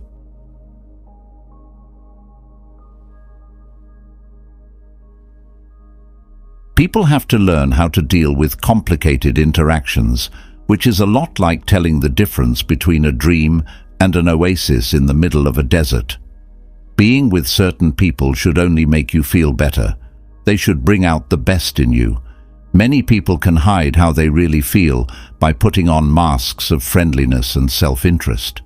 To tell the difference between real friends and people with secret goals in a world full of meetings and breaks, you need both your gut and your eyes. It is very important to stay away from people who feed off of our emotions and have real friends in our lives. Let's look at some trends and signs that aren't as clear, but still show what's really going on behind the empty vows and smiles. There's no doubt that you're here because you want to improve yourself. We're going to talk about these hidden human traits and how they can help you have more honest and satisfying interactions. The first thing is getting fewer comments. When people use other people to get what they want, they are very good at insulting them and putting them down. When people hear these things, they lose trust, self-worth, and self-esteem. People sometimes think these comments are funny or just nice small talk, but they're really mean jokes meant to make people sad instead of happy. Some people may make fun of your goals or accomplishments, or they may act like they don't care about or understand your aches and pains. When someone acts in this way, it's like subtle psychological warfare because they don't respect the other person enough, which throws the relationship off. This is a planned move to make you question yourself and have low self-esteem. This way, they can control and manage you more easily. Because they don't like themselves, they look better, which gives them more power in the relationship. In addition, people who are so mean to others often show that they are insecure and don't think they are good enough by putting others down. They lie about how weak they are to make it look like they are stronger than other people. It's clear from their actions that they can't build healthy, useful, and mutually helpful relationships with each other. It's important to pay attention to and understand this trend of behavior. When you do this, you can see through their fake charm and get to the root of their unhealthy relationship patterns. It tells you to either deal with the behavior directly, clear up any confusion, or leave the dangerous place. The second thing is broken promises. When you make and break promises, it can feel like the actor's words and actions are not following the script. These people are good at persuasion through words. They can paint clear pictures of support and involvement, but they don't always do what they say after they say it. They make people expect more with the skill of a painting. These drawn dreams don't come true when it's time, though, which shows how empty their claims were. When people are in this kind of relationship, they know when to keep their word and help out more. When these people leave, they often leave a hole full of sadness and loss. When you need them, they're not there for you. This breaks your trust and shows you what they really want. They lie to get people to believe them or back them up without giving anything in return. Then, breaking promises is a way to tell the difference between people who see relationships as two-way streets and people who see them as a way to get what they want. When you break a promise to someone, they often learn a hard but important lesson. Not all promises are true. This is why breaking vows is a key trait to look out for in people you want to know and spot when they are trying to take advantage of others. Third, only one side gets something out of it. Different parts of a relationship can go through this, whether it's for practical, emotional, or financial reasons. The user can take money or resources with the promise of giving them back, but this never happens. You might depend on each other a lot for mental support, praise, and attention, but not give much or anything back. When the roles are almost switched, one person may constantly ask for help, time, or favors, but when the other person needs help, they are either not there or are too busy to help. In nature, a parasitic partnership is like an unfair advantage. One living thing gets better while the other suffers. The person who uses it gets food, like a bug. Now, they offer emotional, financial, or physical help, but they don't do the same or enough to improve the host's long-term health. People who give can run out of mental, financial, or time resources because of this lack of return, leaving them empty and unhappy. Most of the time, people who only care about themselves do so because they feel very selfish and cruel. The person looks at relationships like transactions and judges them based on what they can get out of them instead of what they can give. This way of dealing with relationships is basically wrong because it doesn't consider how important it is to respect, help, and give and receive from each other. To see this pattern, you need to be aware that the connection will always let you down and that you will never give anything in return. You need to be honest with yourself about whether relationships make you feel important and appreciated or abused and worthless.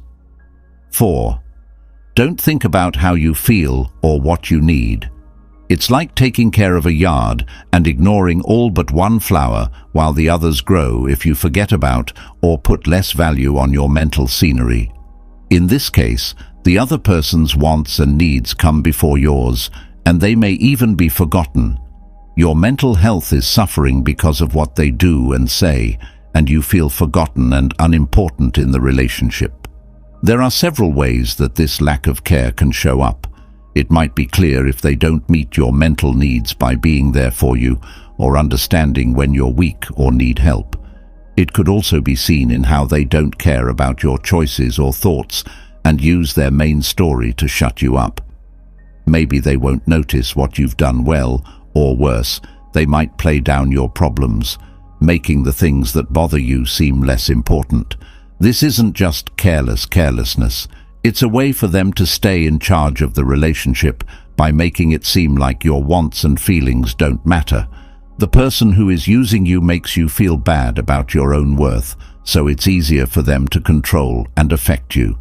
It's a small trick that makes a big difference in how people feel. That is really bad because it hurts the need to be understood, heard, and respected, which is a big part of being emotionally healthy. Ignoring these needs over and over again can make a person feel alone and bring down their self-esteem. To get through this, it's important to know how to spot mental abuse, even if you're close with someone. Being aware of this will help you avoid situations that could be bad for your mental health.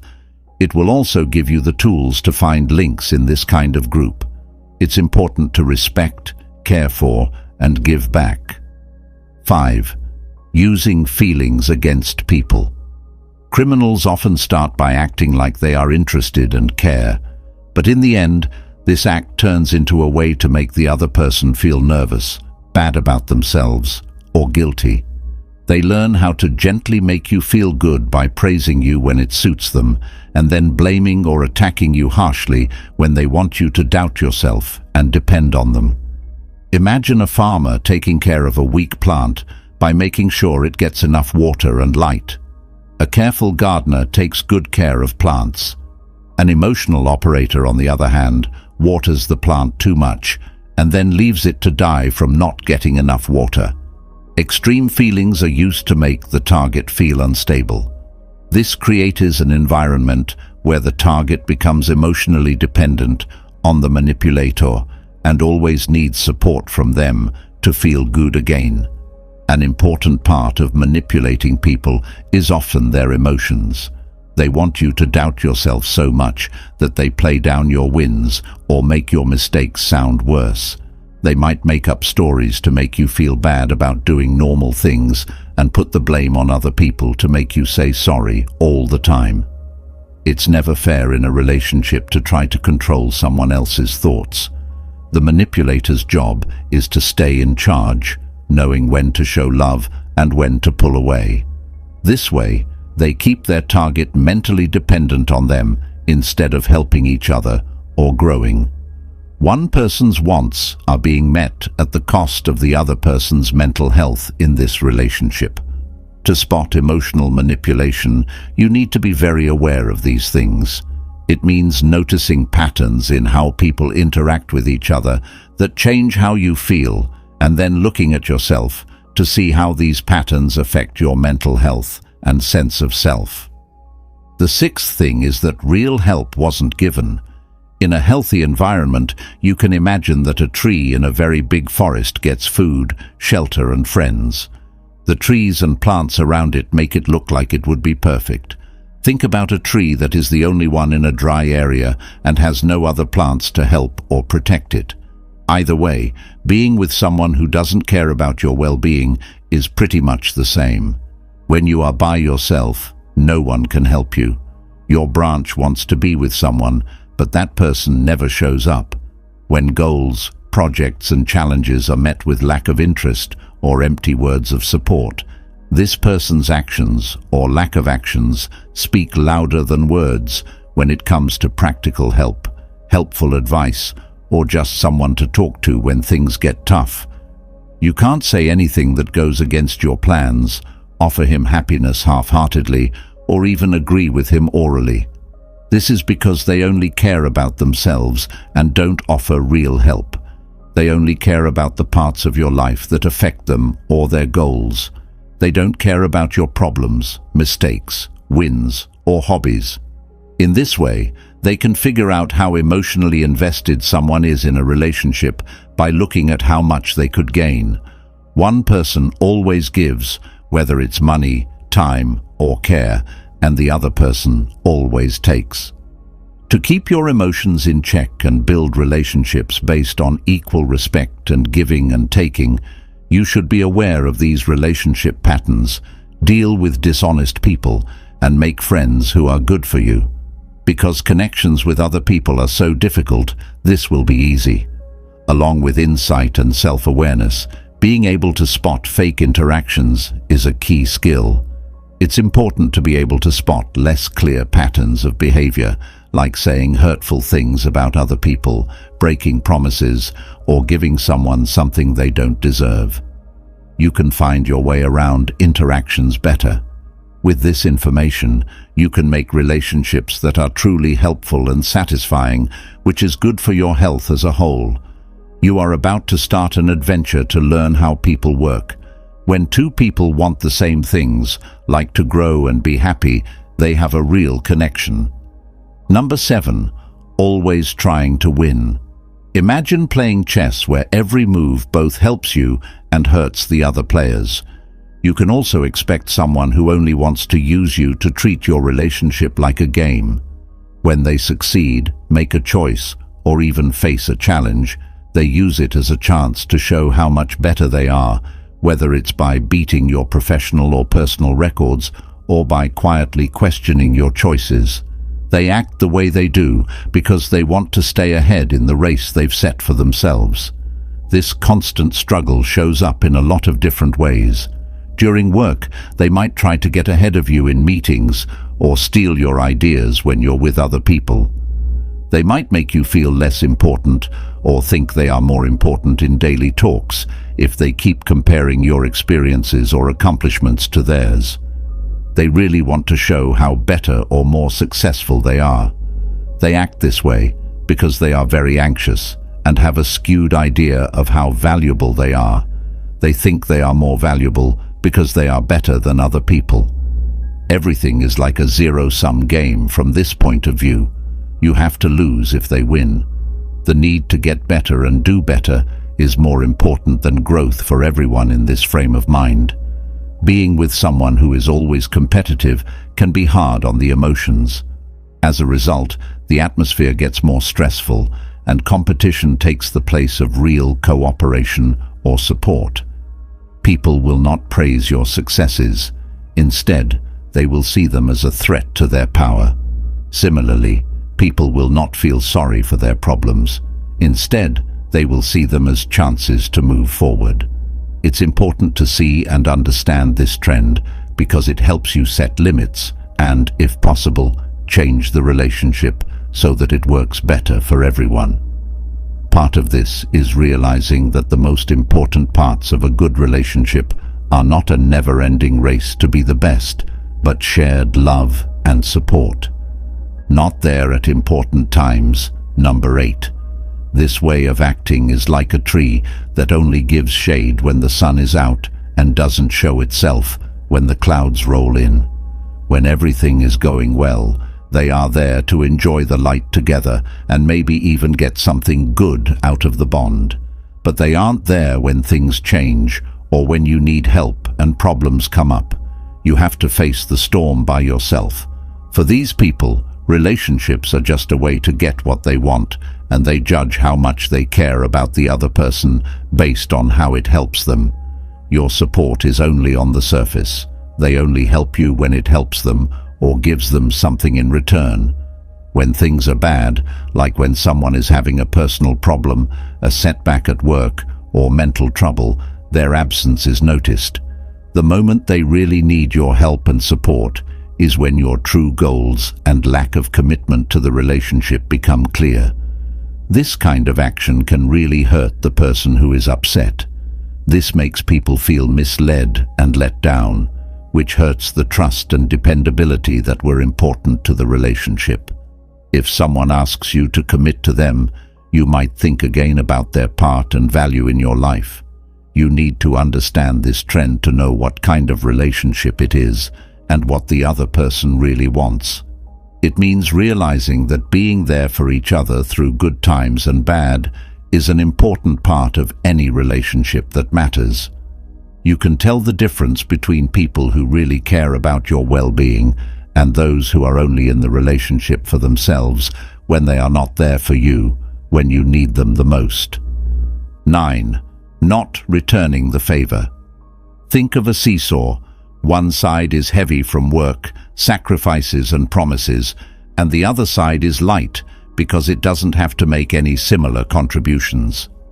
This represents a relationship where neither person gives or receives anything in return, even though they are both constantly giving time, energy, and emotion to the connection.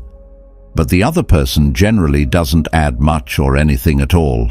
Different kinds of work can show up in various ways. You might always be the one to start a conversation or make plans, and they'll just be cold or neutral. When you need help or understanding, people who are always there for you might not give it to you the same way. Even if you're honest and open about your skills and experiences, they might not be interested or open up to hearing about them. Focusing on oneself in relationships makes people not want to give anything back. The connection is just a comfort for the person who wants to take advantage of you. They won't give or receive anything important with it. They'll just use it as needed. They are involved because it will help them, not because it will help the other person. Such behavior goes against what it means to be in a good relationship, which is to share events and do equal mental work. To know there isn't exchange, you have to watch how the interactions work very carefully.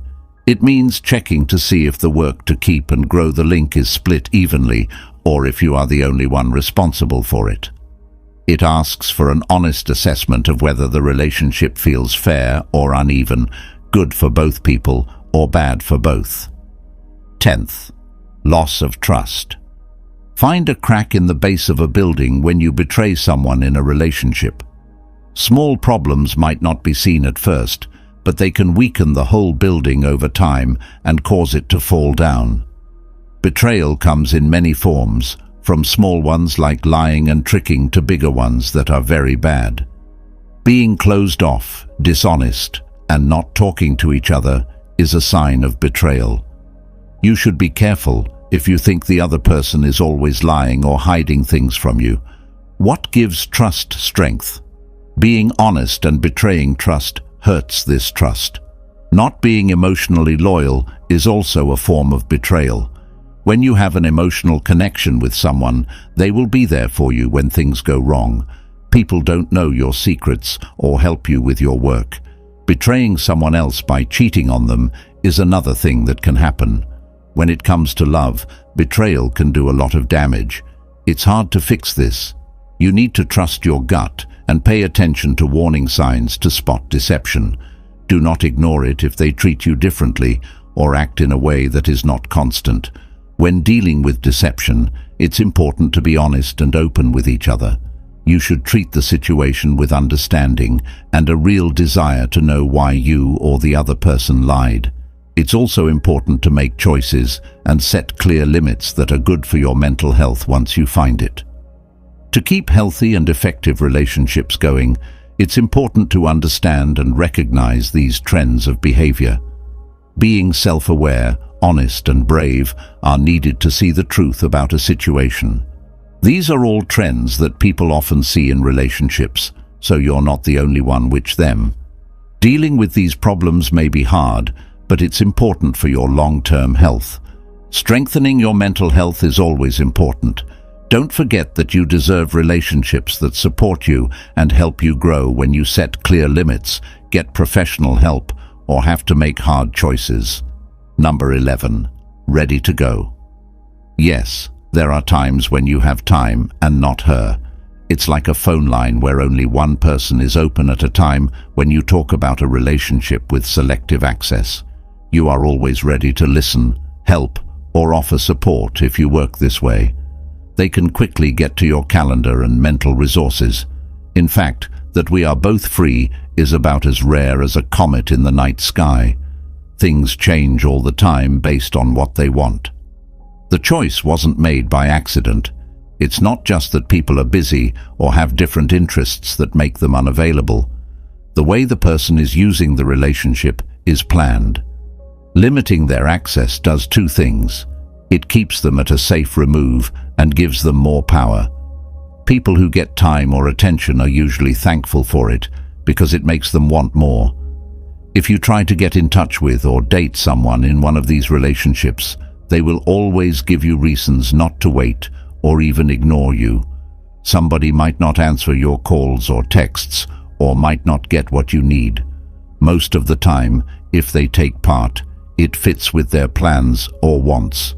Most of the time, if you let them run the relationship, you will stop being a valuable partner and start focusing on making things easier for them. If this trend keeps happening, it can make you feel bad. You start to question your own worth and what you bring to the relationship at some point in C. This makes you feel bad about yourself because you know that your work and time are not respected. You feel annoyed and angry when you think about limited availability. You need to know what the pattern is. You should step back and keep an open mind about the connection when you do this. While you're there, think about how much work and flexibility you can put in. Respecting each other and putting in effort are key to a good partnership. 12. Making you feel bad. Think about a case where guilt is like the strings of a doll, pulling the good mind in a direction it might not want to go. These people will use your sense of duty, kindness, or justice to get what they want. When you say no, they might ask you in a way that makes it look like you are rude or selfish. If they remind you of favors or events from the past, it could mean that you owe someone money and haven't said it yet. This method of making people feel bad is often sneaky and misleading. They first ask for small favors or breaks, and then they move on to bigger demands. As time goes on, your limits and ability to say no weaken. This keeps you stuck in a loop of blaming others and giving in to their wants and needs, which are then forgotten or pushed to the side while they get all the attention. This approach works because it meets a basic need in people. They want to be seen as nice, helpful, and loving. People who use these virtues to control you do so by making you feel bad. You do things because you have to, not because you want to, or because you care about each other. It's important to know when someone is using guilt to control you to keep your mental health and personal space safe. It means being aware of the feelings of the people you talk to and being able to tell the difference between people who really need your help and those who are just trying to take advantage of your kindness.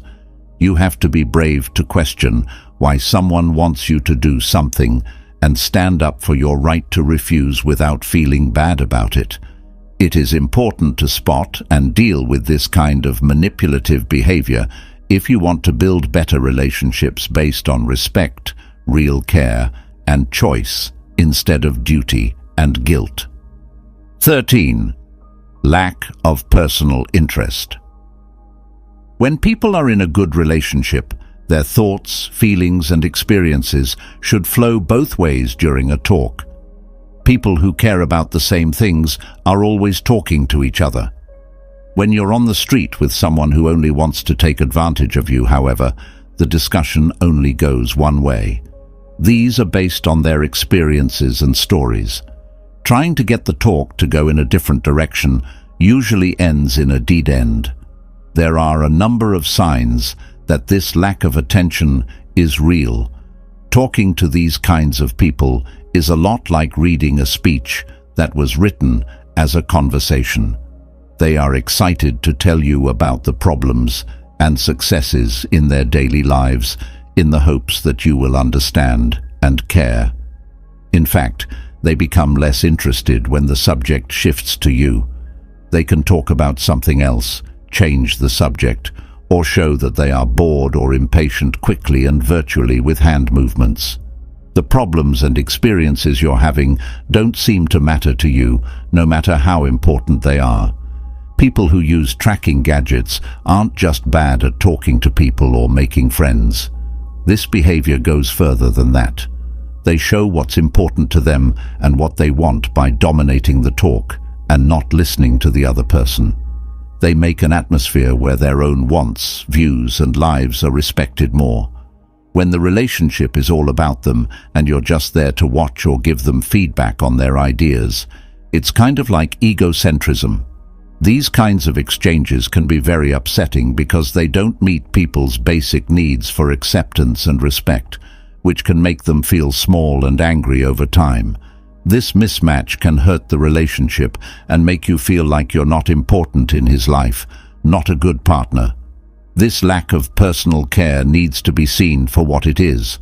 This means being aware of how your relationships affect other people and how they work. These talks with only one side affect you. Find relationships where your stories and experiences are valued and accepted by figuring out whether the relationship is good for both of you or bad for you. Number 14. Conversations with just one person. What people think, feel, and experience is like cars going in opposite ways down a street when they talk to each other. When things are going well, this road would look like this. People would be interested in and care about each other. When someone wants to take advantage of you, there's only one way to get along with them. They tell you stories and experiences that make you want to listen. This lack of interest in your life shows up in a number of ways, such as when they try to change the subject to your life, but they usually end up going in a different direction. They want to talk about the little things that happen in their daily lives, like the troubles they have and the good things they do. That talking to these people often feels like talking to yourself instead of someone else. When the talk turns to you, they lose interest. People may expect you to pay attention and care, but they may answer quickly, change the subject, or make it clear that they are anxious or not interested. No matter how important your problems and events are to you, they don't seem to be a big part of your fears. Come on, they're not just bad at talking to people or being social. This behavior goes further than that. This is a clear statement of your objectives and goals. By directing the talk and avoiding your stories, they make it so that your wants, views, and life come first. They put themselves first in the relationship and see you only as someone to watch or tell their thoughts to. This is a subtle form of egocentrism. When people don't get the respect and understanding they need, it can be very upsetting. This basic need can make people feel small and annoyed over time. This mismatch can hurt the relationship and make you feel like you're not important in his life, not a good partner. This lack of personal care needs to be seen for what it is. A lot of talking, laughing, and even what seem to be private talks can happen. This near feeling never really means anything though. They seem to not really care about the relationship, which could lead to it drifting apart as they enjoy the better parts of it. People are also asked to stretch or give up things when they need to. Number 15. They don't offer much or any support. They might be there for you when you're enjoying and feeling good, but not when you're having a bad time or feeling lost. Also, this kind of surface connection doesn't always involve trust and dependability, which are important parts of real relationships. Plans are often broken without much thought, and vows are almost never kept. Most of the time, you're in the relationship because you're interested and calm. People usually act in this way to keep a list of friends they can use when they need to, without putting in the mental work that real connections take. It's important to keep in touch with someone close enough to be useful, but not too close that you have to commit to them. It's kind of a way to protect your feelings and enjoy being close to someone without taking on real duty or commitment. To understand how a relationship works, you need to be able to tell the difference between how close two people seem on the surface and how close they really are. Check to see if acts of real commitment and shared weakness happen at the same time as the feeling of closeness. It means watching how people talk to each other and checking to see if the trends are the same. It has to do with checking to see if the mental input in the relationship is fair or not. It seems like the two people are close, but they aren't really committed or growing in the relationship. You can build connections based on honesty, shared respect, and real emotional depth if you figure this out. Number 16. Don't show respect. It's not just a mistake or a slip-up in the heat of the moment when someone treats you badly. It's something that keeps coming up in the relationship and looks different each time. It could be mean words or deeds, or they could just not care about your feelings or limits. It can be subtle, like a bunch of little cuts, or it can be clear, like a big cut that makes you feel bad about your own self-worth. Think of a garden where respect is the food that makes relationships grow. It leaves behind a desert where nothing good can grow. This makes it hard to connect or talk because of the disrespect and lack of care that comes with it. When someone doesn't respect you, they use that against you to show that they are in charge or more powerful in a relationship. They may or may not mean to do this. This makes the other person feel less important and gives you the upper hand in a situation where fairness and respect must win. This ongoing lack of respect makes the bond much weaker. When people differ, they don't settle it with kindness and understanding. They turn into emotional battlegrounds where no one cares who dies. Some might even say it's impossible to get back to a normal state of respect and normalcy. When the regular flow of a relationship is thrown off, it's important to understand and spot this pattern of ongoing rudeness. This means looking at people's behavior as a whole, not just one case at a time. Know that respect is shown not only through big acts, but also through small ones every day. When someone treats you badly all the time, it means they don't see you as a partner, but as a way to get something else. This is clear in little ways, like the thank you notes and how arguments are handled. In the end, the fact that they don't care about your feelings or treat you with respect shows that your relationship is truly unhealthy and out of balance. People who care about their self-esteem and want to have relationships based on truth and respect should look for this quality. Have you ever felt like the heavy chains of social standards were holding you down? Or maybe stuck in a never-ending circle of stress over things you can't even change? If you nod your head yes, I want to tell you that you're not alone on this trip. Many of us spend a lot of our lives stuck in the subtle but seductive fear of caring too much about things that, in the big picture, might not be as important as we're made to think. Now take a moment to think about this. Is there a way out, a philosophy maybe, that can help us live our lives with a peace that is both desirable and possible? We are now going right into this kind of philosophy. There are 8 ways to be happy that involve not caring. Stoicism is a safe place where we can learn how to let go of things that don't matter, so we can focus on what does. It's not about becoming indifferent or disrespectful to other people. Instead, it's about learning how to selectively connect, focusing our attention and energy on what we can control and letting go of what we can't. It's important to be clear about what we mean when we talk about Stoicism before we get into the heart of not caring. This old philosophy doesn't tell us to ignore or emotionally disconnect from the world around us. Instead, it teaches us how to selectively interact, which means figuring out where our worries, efforts, and feelings are best put to use. For Stoics, not caring means putting our attention and care on the things we can control, like our thoughts, actions, and responses. We choose not to focus our attention on things outside of our control, like other people's opinions or the things that happen to us. This difference is important because it's not about becoming cold or uncaring. Rather, it's about developing a sense of inner peace, caring, and resilience by focusing on what we can change. Selective involvement means picking your fights carefully, knowing that not every problem needs our attention or our personal investment. It's about focusing on the important things that are in line with our values and ideals and letting go of the rest with kindness. This Stoic concept frees us from the grips of social pressure and the never-ending search for approval from others, leading us to a happy and content life.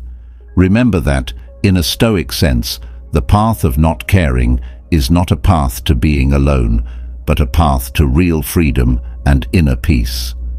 Finding peace with the changing world around us and security within ourselves are what it's all about. To move on to our first strong way to happiness, let's talk about how to say no. At first look, this idea may seem easy, but it has the power to completely change things. Setting limits and saying no isn't just a way to be assertive in Stoicism. It's also a way to figure out what needs our energy and what doesn't. Being able to say no shows what we value and how well we know what we can and cannot control. Stoic ideas say that we should focus on our inner selves and what we can change. This is exactly what this book is about, putting our mental peace, our goals, and our well-being first. By bravely setting limits, we do more than just protect our time and energy. We also choose to live a better life by doing things that are meaningful and add value to our lives. This chosen response to life's demands not only gives us power, but it also leads us to real Stoic happiness, where peace and joy rule supreme. To move on to the first way to happiness, let's look at how powerful it is to say no. This easy 2-letter word has a huge effect on our lives. Stoic ideas say that setting limits isn't just a matter of personal choice. It's an important part of staying mentally healthy and making sure that our actions are in line with our true values. Embracing the power of no in the Stoic way of life means realizing and claiming that we have control over how we spend our time and energy. It's a statement that we won't give in to outside pressures that don't help us reach our higher purpose or improve our health. We keep our space, time, and resources safe by saying no, and we use them for things and tasks that are important to us. Stoicism stresses that we should know what we can control and what we can't. This practice comes from that. We can't change what other people want or expect from us, but we can change how we respond to them. When we say no to something that goes against our inner values, we make room for our independence, our goals, and, in the end, our happiness. So, using the word no is not a way to reject someone, it's a way to show that we value and respect ourselves. Not only does it fit with Stoic wisdom, but it's also a step toward a life full of happiness and peace. As we move on to the second way to happiness, we welcome the freedom from needing praise. The need for approval from other people is a trap that many of us fall into without even realizing it. This never-ending search can take us off track from our true path and make us less of who we really are as we try to fit other people's standards. Stoicism teaches us to find acceptance within, saying that the approval or criticism of a crowd doesn't decide how valuable we are. Trusting our own judgment and putting our own views above those of others are important parts of building faith in our ability to make our own decisions. As we learn to be more independent, we learn to trust our own inner guidance more than the changing expectations of society. When we want to get out of the trap of outward approval, we must first recognize our own worth. Once we realize this, we can make decisions that are in line with our core beliefs, which can lead to a life of authenticity and quiet joy. In our third way to happiness, we look at how to make your own meaning of success.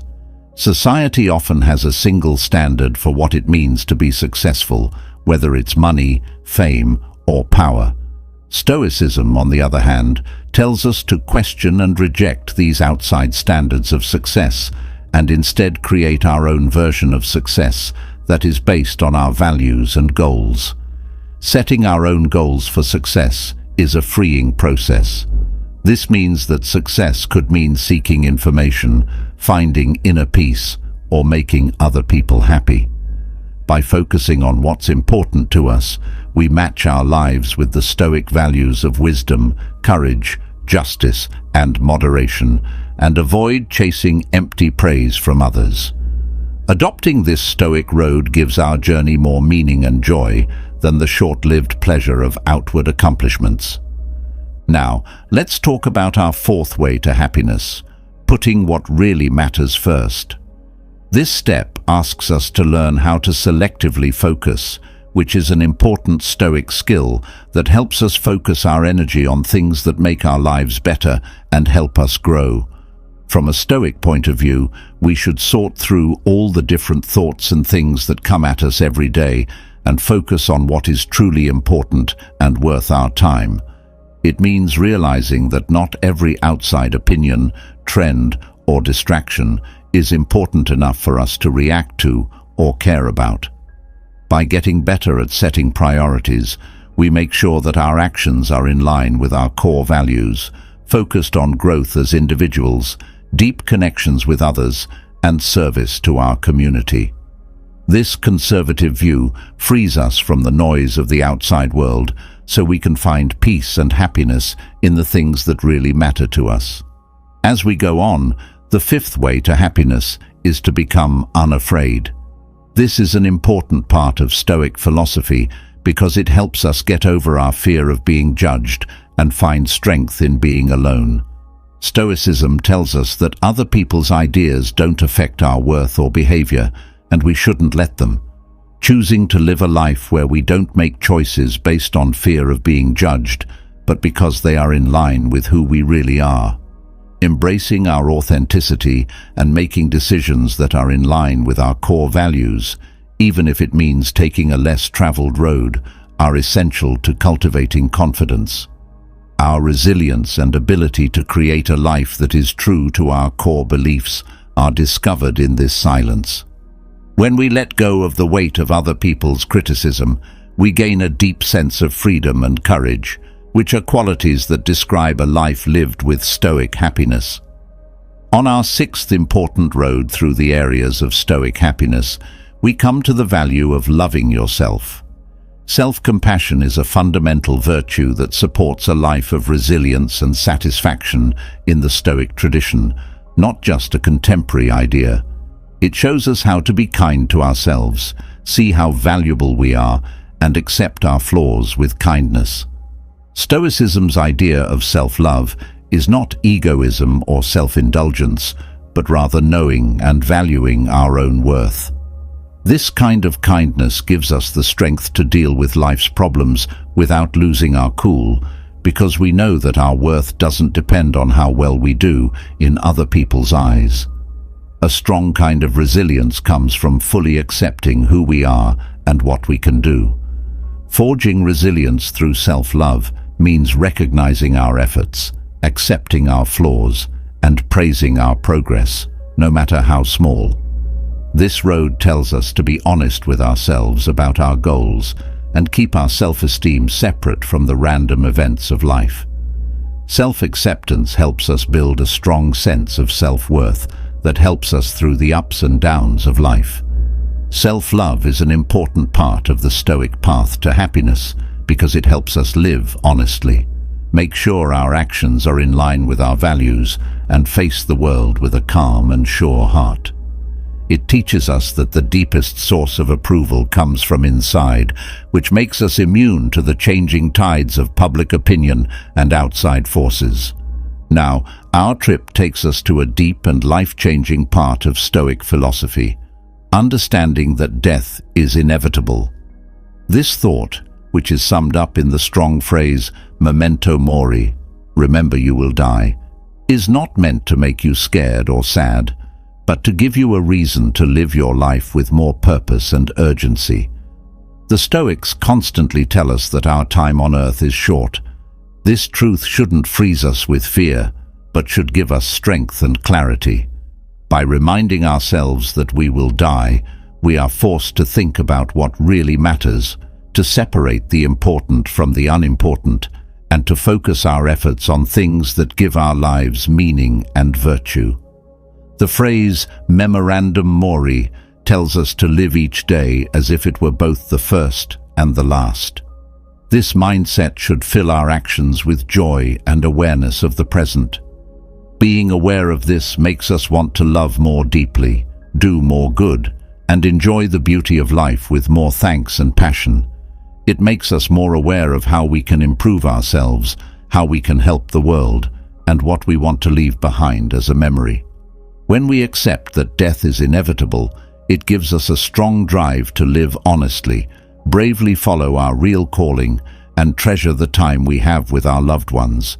This encourages us to live a life that is in line with our best selves, and that we will be happy and at peace with when the time comes. So, memento mori isn't a sick obsession.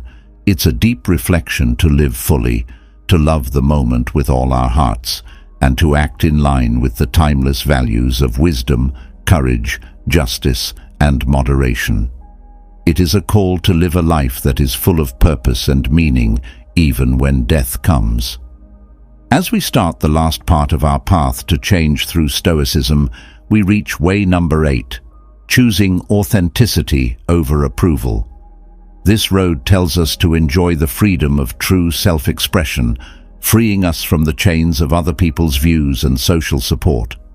Stoicism encourages us to accept our true selves and prioritize authenticity over pleasing others. It doesn't just ask us to ignore what others think in favor of neutrality. Being able to truly express ourselves means having a life that is deeply in line with our values, beliefs, and hobbies. When we choose authenticity, we choose to respect how unique we are. This helps us build a life that is truly satisfying, not one that is shaped by the temporary approval of others. Stoicism values this commitment to authenticity because it frees us from outside forces that try to change us into someone we're not. It is the highest form of freedom. When we put authenticity ahead of praise, we feel deeply at peace and content because we know we're living in line with who we really are. This way of doing things not only makes our own journeys more meaningful, but it also encourages those around us to be themselves, which leads to more sincere expression and mutual respect. As we conclude this exploration into the Stoic philosophy, remember that the journey towards personal growth and enduring motivation doesn't end here. The principles and insights you've encountered are meant to serve as a foundation for a lifetime of reflection, resilience, and joy.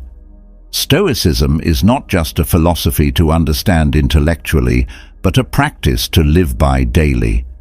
The path ahead is one of continual learning and application. The wisdom of Stoicism, with its emphasis on inner strength, acceptance, and the pursuit of virtue, offers a compass to navigate life's challenges and pleasures alike. It's in the consistent practice of these teachings that you'll find profound shifts in your perspective, leading to a richer, more meaningful life experience. Let the principles of Stoicism guide you in all facets of your life, from the trials you face to the quiet moments of contentment. Remember, it's the daily choices, the repeated actions in line with Stoic wisdom, that will cement these changes, making them a natural part of who you are. Thank you for joining this journey of discovery and transformation.